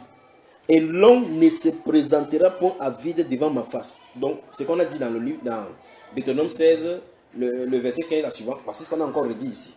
Et là, donc, c'était la fête, dans l'occasion qu'on ne devait pas venir en même vie, parce que tu viens pour la fête pour te réjouir. C'est à cet instant-là qu'il fallait venir, donc, les mâles devaient venir pour se réjouir avec ces choses-là. Alors, donc, c'est vraiment dit désormais, quand les pasteurs vont vous parler n'importe quoi pour prendre de l'argent, vous devez vérifier d'abord comment c'est écrit, la manière dont c'est écrit. Amen. Mais quand tu vas te réjouir devant l'Éternel, Dieu là, c'est qui? Qui ça? Quand là, il a dit, tu viendras te réjouir devant lui. Oui. C'est qui Dieu devant lui? Comment se réjouir devant lui? C'est ce qui était prescrit pour Israël. Ils avaient leur fête. Dans le Nouveau Testament maintenant, on a vu par exemple Jésus qui partait quand il avait 12 ans. Avec sa maman, il montait à la fête à Jérusalem pour aller se réjouir en famille. Au cas ils ont fini, en rentrant, ils ont oublié Jésus dans le temple. C'est cette fête-là qui partait là-bas fêter. Ils partaient en famille, chacun montait avec les choses qu'ils vont faire. Ils arrivent là-bas, chacun trouve le temps, les tentes, ils se mettent en tente, ils se réjouissent là-bas, ils mangent. Ils célèbrent la fête de l'Éternel, ils chantent le cantique de Dieu, ils remercient Dieu pour ce qu'il a fait pour eux. C'est ce qu'ils faisaient. Parce que c'est à Jérusalem. Même Jésus, parce qu'ils étaient à Nazareth. Ils quittaient Nazareth pour aller à Jérusalem. D'accord? Autre question? Alors la Bible déclare qu'il n'y a point de pouvoir contre la vérité. Toute personne qui touche la Bible en voulant tordre comme ça pour avoir de l'argent, lorsque la vérité sort, tu ne peux pas te défendre. Parce que Jésus, quand il était dans le désert, le diable est venu vers lui. Il dit, fais telle chose. Il dit, il est écrit. Quand il est écrit, était présenté, Satan ne pouvait rien faire. Prosterne-toi, adore-moi. Il est écrit, tu adoreras uniquement. Dieu a lutté contre Satan uniquement avec les Écritures. Si tu parles avec ton raisonnement en disant, mais mon champ peut être mon argent. Si Dieu voulait dire champ et argent, il ne confond pas les choses. Parce que là-bas, il a dit, quand tu vas vouloir partir, prends de l'argent. Parce qu'il dit, échange ta dîme contre de l'argent. Donc, en cette période, il y avait de l'argent. Mais il n'a pas prescrit la dîme, l'argent. Tu as vu cela? Donc, si vous voulez dire argent, il devait dire argent. Nulle part, il n'a jamais commandé la dîme en argent. Alors maintenant, si on a dans ce raisonnement-là, on se trouve sur le territoire du diable. Parce que lui qui dit, si tu es fils de Dieu, fais alors que... C'est pas comme ça. Il est fils de Dieu, point final. Tu comprends un peu, n'est-ce pas? Tu ne vas même dire que, ok, frère Junior, si tu es un garçon, fais les pommes. Ça veut dire que s'il fait les pommes, c'est là où je suis un garçon. Non. Un garçon ne se définit pas par les pompes. Parce qu'il y a des filles qui font les pompes comme ça, là, puis tu te regardes comme ça, tu vois les seins, tu dis, hey, il ne peut même pas faire les pompes que celle-ci fait. Pas vrai? Il y a des filles qui, elles mettent la main comme ça, que voici le bras-ci. Fais le bras de fer. Tu vas pousser avec tes 2 bras, tu ne peux pas mettre ça au sol. Tu la regardes comme ça, après elle dit que alors c'est une fille. Donc, ce n'est pas sur ça qu'on les bras de fer ou bien les pommes qu'on définit un fille et un garçon. Alors, de la même façon, pour définir quelque chose chez Dieu, c'est selon il est écrit. Il est écrit donc est le fondement, la base pour toute écriture, pour toute personne qui veut servir Dieu de la bonne manière. D'accord? La Bible déclare dans 1 Corinthiens au chapitre 4, à partir du verset 2, il dit du moins, ce qu'on demande à chaque dispensateur, c'est que chacun soit trouvé fidèle. On doit être fidèle à ce qu'on a dit. Et au verset 6, il dit, c'est pour cela qu'il a fait l'application de ces choses en sa personne et à la personne d'Apollos, afin qu'on apprenne en leur personne à ne pas aller au-delà de ce qui est écrit. On ne doit pas aller au-delà de ce qui est écrit. Donc chaque personne qui veut te dire n'importe quoi. Ma soeur, est-ce que c'est... Dis-moi, est-ce que c'est écrit? Maintenant, les choses qui sont écrites et qui sont importants, ils n'insistent pas dessus. Ils négligent. Les choses qui ne sont pas écrites, ils insistent sur ça. Paye ta dîme, paye ta dîme. Maintenant, je viens vers eux. Je dis que quand une femme prie ou qu'elle prophétise, elle doit avoir quelque chose sur la tête pour se voiler. Il dit, oh non, vous dérangez. Vous dérangez. Ce n'est pas, on n'est pas sous la loi. Pourtant, 1 Corinthiens chapitre 11 dit, toute femme qui prophétise ou qui prie sans avoir la tête couverte déshonore son chef. Voilà ce qui est écrit dans la Bible, noir et blanc, mais il ne peut pas faire. Un seul verset, Jacques chapitre 5, verset 14. Quelqu'un parmi vous est-il malade? Qu'ils appellent les anciens et que les anciens prient en loignant d'huile au nom du Seigneur. La prière de la foi sauvera le malade. Et s'il a commis quelques péchés, il lui sera pardonné. Le pasteur voit le seul verset là. Il dit, achète-moi l'huile d'olive là-bas. Viens, 5000, prends. On n'a pas dit qu'on achète l'huile d'olive. On a dit qu'on appelle les anciens, que les anciens mettent l'huile sur les mains, ils prient en loignant. Mais eux, avec ce verset, ils vendent l'huile. Au point où ils vendent même l'eau de Salomon. La terre d'Israël. Le rocher sur lequel le sang de Jésus-Christ a touché. Mais c'est qui est dans la Bible que comment faire pour qu'une femme entre dans la présence de Dieu, comment couvrir son corps normalement, on n'enseigne pas. Mais quand nous on enseigne ça, on dit vous dérangez. Mais eux ils enseignent ce qui n'est pas scripturel. Mais quand on vient dans la Bible, on dit que non, vous voulez comme ça, faire comme ça, que les femmes s'habillent comme les grands-mères. Elle a dit que les femmes âgées doivent avoir l'extérieur qui convient à la sainteté. C'est ce qui est écrit. Oui. Moi, ce que je veux comprendre alors dans ce que tu dis, parce que depuis tu parles, tu remplis de ce que tu parles de la dîme depuis. Oui. Moi, ce que je comprends depuis, parce qu'il y a tellement d'enseignements par rapport à la dîme, Oui. on lui dit que je comprends, oui, pour avoir le travail, il faut payer la dîme. Il faut créer le travail pour payer la dîme. Banaloma. Et il y a tellement de messages par rapport à la dîme que même pour être guéri, il faut payer la dîme. Attendez, non. Parce qu'il y a tellement de messages par rapport à ça. Ouais. Et On vraiment, dit peut-être que ta guérison ne vient pas parce que mais tu ça ne payes pas la dîme. des Tu ne dîmes. trouves pas le travail parce que tu ne payes pas les Parce dîmes. que tu ne payes pas les dîmes. Attendez, non. Et en majorité, les pasteurs parlent de ça aujourd'hui. Mhm. Et si ta famille est maudite, donc si tu as des problèmes spirituels, ça veut dire que tu ne payes pas la dîme. Oui. Est-ce que c'est biblique? C'est pas biblique. Alors ça veut dire que ce sont eux le fausseur. C'est pas le problème. C'est pas toi qui as le problème. Oui, et je comprends que dans tout ce que tu es en train de parler aujourd'hui, frère, je comprends que la dîme que nous devons payer, c'est la dîme de notre vie. De votre vie. Non, en fait, Notre vie. Dieu ne veut. C'est là où on touche maintenant la révélation du Nouveau Testament. Oui, nous voulons- Jésus, nous voulons le Testament. Jésus ne veut pas une partie de notre vie. Il Non. veut la totalité. De notre vie. C'est là où on entre maintenant dans la 100%. pleine vie chrétienne. 100%. Parce que si la vie chrétienne c'est dîme, cette personne, chacun peut donner cela. Oui, chacun peut donner cela. La Bible déclare dans Actes des Apôtres que chacun vendait les champs qu'il possédait et venait déposer tout le prix au pied des apôtres en différentes distributions. Mais un homme, Ananias et Saphira, quand ils ont vendu, ils ont pris une partie gardée. Vous allez mettre comme ça, on dit que c'est comme ça que vous allez tu déranges. Donc on va vous donner tout l'argent que vous allez travailler quoi. Je m'excuse. Oui. Quand je lis aussi Hébreux 10, Oui. parce que vraiment, c'est pour ça que le Saint-Esprit nous appelle vraiment une intimité avec lui. Amen. Pour ne pas vraiment être ballotté par tout vent les doctrines. L'intimité personnelle est bien avec le Saint-Esprit. Écoutez Vraiment, ici. méditer beaucoup la parole, avoir l'intimité avec Dieu. Parce que même quand nous écoutons les messages, il faut vraiment avoir la parole de Dieu. Amen. devant toi. Et je veux, Verset 27. Oui, je veux compléter Hébreux 10. 10. Que nous parle ici, Jésus-Christ parle ici de. Il parle qu'il n'a plus besoin de Le sacrifice. sacrifice ni de l'Holocauste. Il n'a voulu il n'a agréé ni le sacrifice. Mais tu m'as formé un corps. Tu as formé un corps. Un corps. Tu Le m'as corps est formé un suffisant. corps. Le corps est suffisant. Et c'est ce que le Seigneur nous parle ici dans sa parole. Le corps est suffisant. Ça veut dire que son corps. Ce que tu veux dire là, c'est que les pasteurs qui disent que tu es maudit parce que tu n'as pas reçu la dîme, ça veut dire qu'ils disent que le sacrifice de Jésus n'était pas suffisant. N'était pas suffisant. Parce qu'il dit qu'il n'a plus besoin ni sacrifice ni Ni holocauste. holocauste. Or, le pasteur dit aujourd'hui que Oui. venez Oui. donner un sacrifice Un sacrifice. pour que ça ouvre votre Oui, voie. ça ouvre votre voie. C'est la sorcellerie, pas C'est la vrai? sorcellerie. Et il dit donc, ça veut dire qu'il y a une forme, tu peux former un holocauste dans ta maison. Oui. Oui. Et quand j'entends, je dis non Seigneur, c'est pas ce que tu as écrit dans tes pas ce qui est écrit. Écritures. Tu as dit tu n'as plus besoin ni sacrifice ni holocauste. Et les pasteurs enseignent donc que tu peux avoir un endroit, un Oui, hôtel dans ta oui, maison dans où tu peux l'hôtel, parler. oui, C'est tu pas la peux sorcellerie, parler, ça? C'est ça. C'est ça. Effectivement. Et tu vois qu'il dit que je n'ai pas agréé ni sacrifice ni Ni holocauste. holocauste. Mhm. Tu m'as formé un corps. Un corps Ça veut dire que quoi? L'église est le corps de Christ. que Dieu agrée. De Dieu agrée. Donc ça veut dire que quoi? Nous sommes le temple du Saint-Esprit. Et c'est trop clair ici, frère. Essaye un peu de lire pour que nous écoutons. Et Hébreu chapitre 10. Hébreu, ça, parce que je ne vois pas bien. Allons-y. Oui. À partir du verset 1. Et à partir du verset 1 pour que nous comprenions bien. Je vous ai bien dit ici qu'avec la pause, vous mangez la nourriture, c'est la fatigue.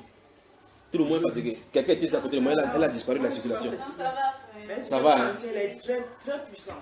On aurait dit, oui, à partir du verset 1. Verset 1. Hébreux 10, verset 1. La loi en effet, possède une ombre des biens à venir. Et non l'exacte Et représentation. non l'exacte représentation de la réalité. Elle ne peut jamais, par l'offrande annuelle, et toujours répéter les mêmes sacrifices, conduire à la perfection ceux qui participent. Sinon, verset 2, sinon, n'aurait-on pas cessé de leur offrir ce qui rendent ce culte purifié une fois pour toutes. Alors, donc, il faut qu'on explique ce qu'on a dit. La plupart on a expliqué ici que si les holocaustes qu'on donnait dans l'Ancien Testament pouvaient, qu'on en fait chaque année pour la purification, si ça pouvait amener les gens à la perfection, c'est qu'on ne devait pas cesser ça d'offrir, c'est que ça devait toujours continuer. C'est pour ça que tout à l'heure, je vous ai dit, notez Exode 12, parce que j'ai vu quelque chose dans l'Écriture, je voulais expliquer. Mais vous n'êtes pas permis, vous ne pouvez pas porter maintenant. Parce que là-bas, on parlait des sacrifices perpétuels. Et quand on dit perpétuel, en français, tu as comme l'impression que qui doit faire pour toujours. Mais maintenant, on se retrouve que Israël, ça a cessé en Israël. Et Hébreu dit que ça a cessé. On dit que c'est sacrifice perpétuel. Alors ça veut dire que perpétuel, que la Bible en dit, ça veut pas dire que c'est définitif. Parce que ici, là, il dit que si ça pouvait ramener les gens dans la sainteté, dans la pureté, dans la perfection, c'est qu'on ne devait pas arrêter. Donc si ça s'est arrêté, c'est une indication qu'on fait chaque année, on tombe dans le même péché. On fait chaque année, on tombe dans le même péché. Donc Dieu a supprimé ça pour mettre ce qui est parfait. C'est ce qu'il veut introduire maintenant par rapport au Seigneur Jésus. Allons-y. Il dit, sinon, n'aurait-on pas cessé de les offrir? Oui. Ce qui rendent ce culte purifié une fois pour toutes. Oui, n'aurait plus conscience de le péché. Parce que s'il vient cette année, s'il met le mouton, il pardonne mes péchés. C'est qu'il sort, c'est que le péché c'est terminé. Mais chaque année, quand il vient encore faire ça, montre que je suis conscient que je suis pécheur. Or, la conscience du péché doit être effacée. Continuons. C'est ce que les Marocains font. C'est ce qu'ils font chaque fois avec la fête de mouton. Là. Continuons. Et ils ne font pas selon le rite chrétien, ça n'a rien à voir. Parce que c'est s'ils prennent dans le Genèse 22 quand ça les arrange. Il dit, mais en réalité, le souvenir des péchés en rappelle chaque année par ses sacrifices. Car il est impossible que le sang de taureau et les boucs enlève les péchés. Voilà. C'est pourquoi, en entrant dans le monde, Christ dit, tu n'as voulu ni sacrifice, ni offrande, mais tu m'as formé un corps. Tu as vu? Dans le corps parfait qui devait enlever le péché du monde et rendre que les gens parfaits.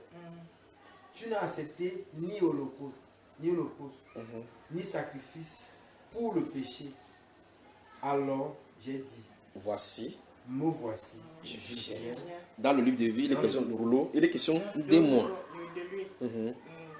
Ah mon Dieu. Pour faire ta volonté. Donc la volonté de Dieu c'était quoi? Enlever le péché. Enlever le péché. Mais le taureau ne faisait pas sa volonté. Ça couvrait le péché. Quand Jésus s'est présenté, Jean-Baptiste a dit que voici l'agneau de Dieu qui enlève le péché du monde. Et maintenant, Christ enlève donc ça. Il enlève donc avec toutes ses conséquences. Les gens viennent dire maintenant qu'il faut donner le sacrifice. Il faut bâtir un hôtel d'alliance avec Dieu. Il n'y a plus autre alliance à bâtir avec Dieu. Tu as déjà entré en contact avec le sang de Jésus Christ, c'est terminé. Maintenant, tu marches dans l'obéissance à sa voix. Amen. Fermez d'abord les Bibles.